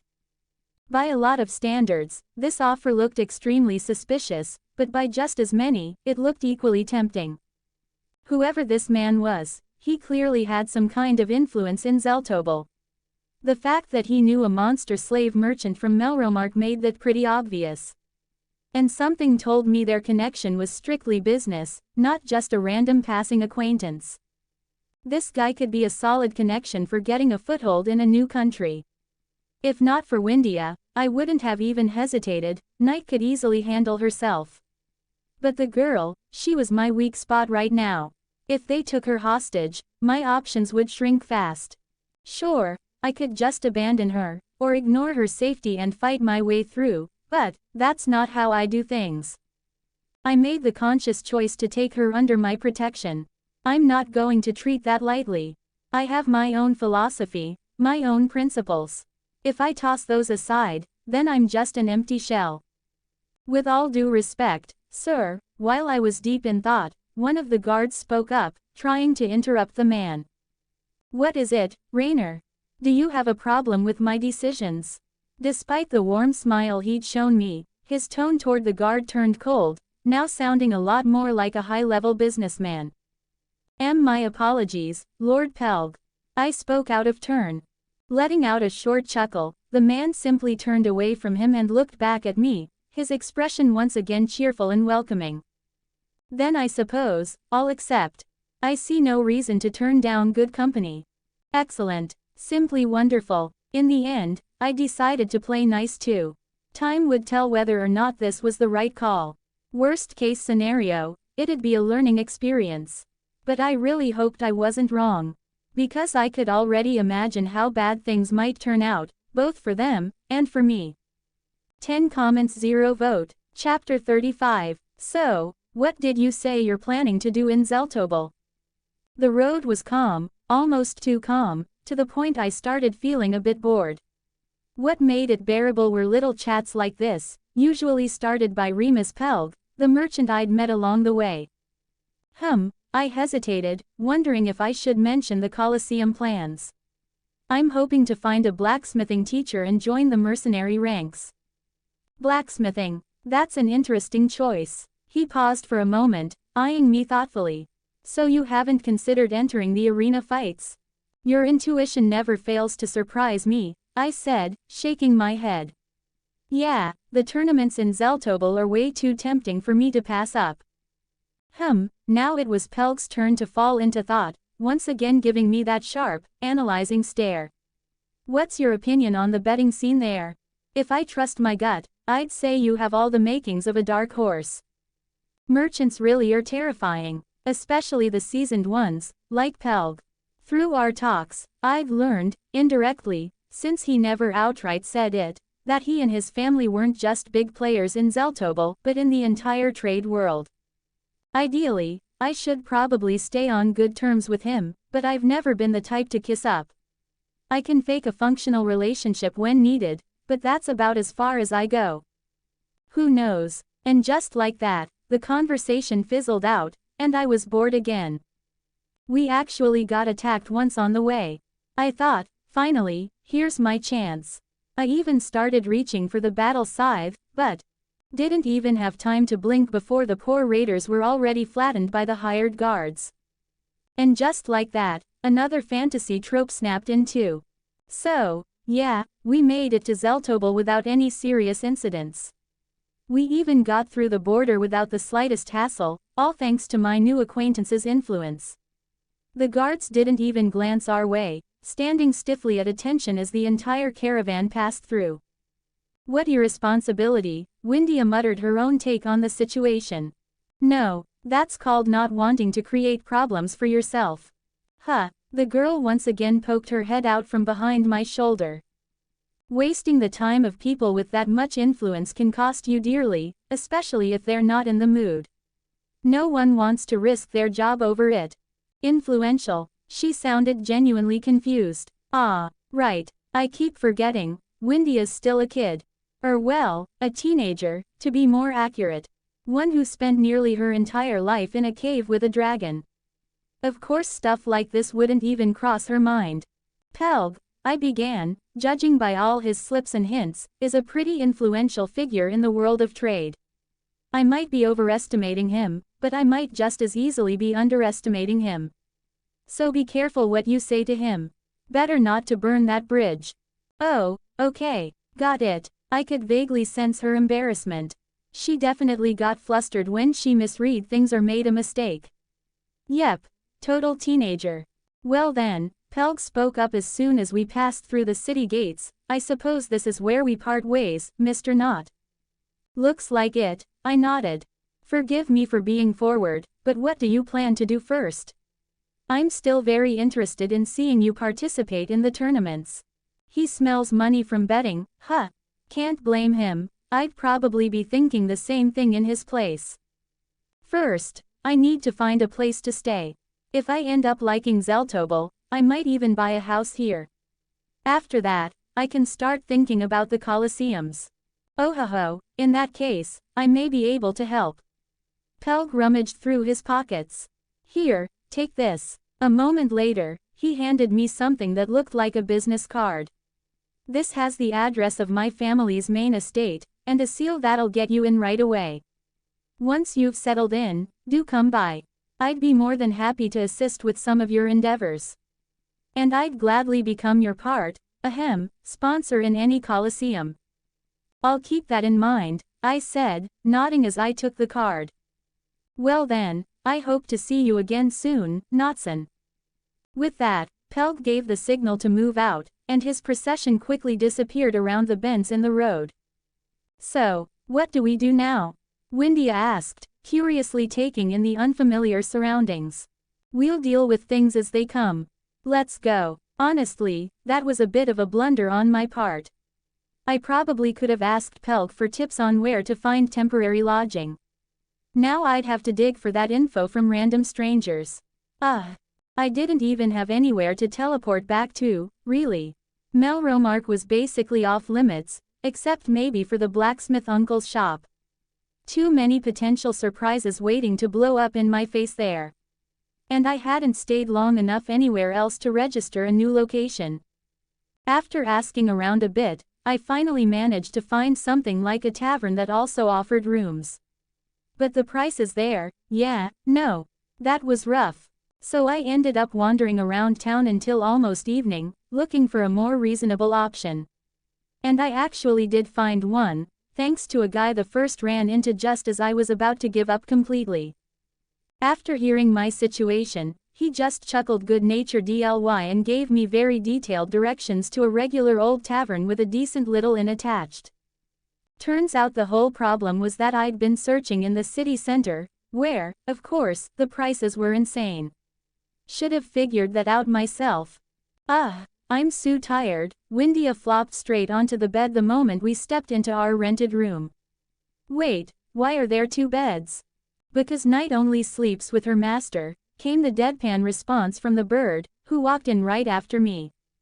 But that's indecent. Not that my emotionless bird gave a damn about social norms. Or anything at all, really. She just calmly curled up next to me the moment I sat on the bed, reading through the last few pages of my ice magic book. It was mostly theory at this point, but still worth going through. "As such, depravity," Windia whispered, clearly scandalized by the scene. "Seriously though, how does someone who grew up in a cave with a dragon even know a word like that?" Not that any of it stopped the whole gang from passing out soon after. Unsurprisingly, I was the last one to fall asleep, just as I finished the final page. Though honestly, I wasn't even tired. I was just dozing off for the vibe. Of course, I didn't pass up the chance to give Night some scritches. She'd wrapped herself around me like a koala again. Though, gotta admit, this whole cuddling thing is starting to have a cumulative effect. I used to lie next to her without a second thought, but lately, it's been stirring up some very specific thoughts. I should probably figure this out soon. And now there's Windia, too, who, with some level grinding, could probably grow up into a pretty attractive girl, one who belongs entirely to me. Realizing my thoughts were headed way off track, I finally let Morpheus do his thing and drifted off into a dreamless sleep. For whatever reason, all my dreams had been like that lately. I'm guessing this is the place, yeah, I said, looking up at the monstrously large mansion, complete with an equally monstrous estate filled with greenhouses, gardens, terraces, and all kinds of little fancy corners. "Are we really going in there?" Windia asked offhandedly. "We need to find the actual entrance first, but yeah, we are. Pelk could help solve a bunch of our problems. And he'd speed up our reputation building in Zelto, help us reach the right people a lot faster." The girl lowered her ears and said nothing. That's something I really liked about her. She could express disapproval, confusion, or even frustration. She might argue, but she never resisted outright. In the end, she'd either agree or, like now, just stay quiet. That kept her from feeling like some blank slate who'd just given in to being a slave. She still came across as her own person. Though somehow, Night managed to pull all that off without saying a word. Not that surprising, really. Night is perfect. It took us about 15 minutes to circle around to the right part of the property. There, by the gate, stood a man who looked exactly like you'd expect a butler to look. Black vest, crisp white shirt, straight posture, the whole package. "Excuse me," he said, perking up the moment he spotted us. "Would you happen to be Lord Knot? And your companion, S?" He paused, clearly thrown off by the sight of Night next to me. Remus probably only accounted for Windia. Night had stayed in her philolial form the entire time he knew us. "That's right. Master Remus has been expecting your arrival. Please, come this way." Well then, am I really that predictable? Or did Remus just have this poor guy standing out here all day, maybe even multiple days? Who knows with rich people? Money sure talks. The whole walk up to the mansion, Windia was spinning her head in every direction, totally mesmerized by the scenery. Beyond the greenhouses and terraces, there were also carefully sculpted bushes trimmed into the shapes of animals, monsters, abstract swirls, and more. I even saw a damn fountain. "Oh ho, Knotson, I've been waiting for you," Remus greeted us from the sitting room, already seated at a table with 4 cups of tea. So he did account for Night. Or maybe he only just got the memo. I won't say no. I nodded and took a seat. Windia sat down a moment later, clearly unsure if she should. Night, as usual, didn't give a single feather. "Now then," Remus began, "let me start by saying I've found several skilled masters who might be a good fit to teach you blacksmithing. What are your thoughts?" His eyes held nothing but polite interest and curiosity. "Before that, I'd like to ask you one question." Yes, I'm all ears, Knotson. "Why are you doing all this?" I finally voiced the thing that had been bugging me, and dropped the whole formal speech pattern while I was at it. It had started to make me feel a little sick. I could believe in the kindness of a peasant. I could even believe in the goodwill of a noble whose life I saved. But never in my life will I believe a merchant offers help to a near stranger for free. Ho ho. The man chuckled cheerfully, his mustache twitching. I can't give you a reason right now, but trust me, there is one. He took a sip of his tea, let a small pause hang in the air, and continued. Let's just say, esteemed Scythe Hero, there are people in this world who want to support you in any way they can.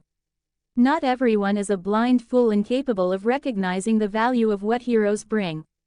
But I didn't say that. That was unexpected. I didn't even want to think about how many indirect routes or connections he used to figure out who I was. At this point, I was seriously starting to doubt our meeting had been coincidental. Though I suppose it's possible that luck simply aligned with some larger plan already in motion. You should understand one thing, I won't consider myself in your debt just for accepting your help. If you want something from me, say it up front. I've got no issue building a business relationship.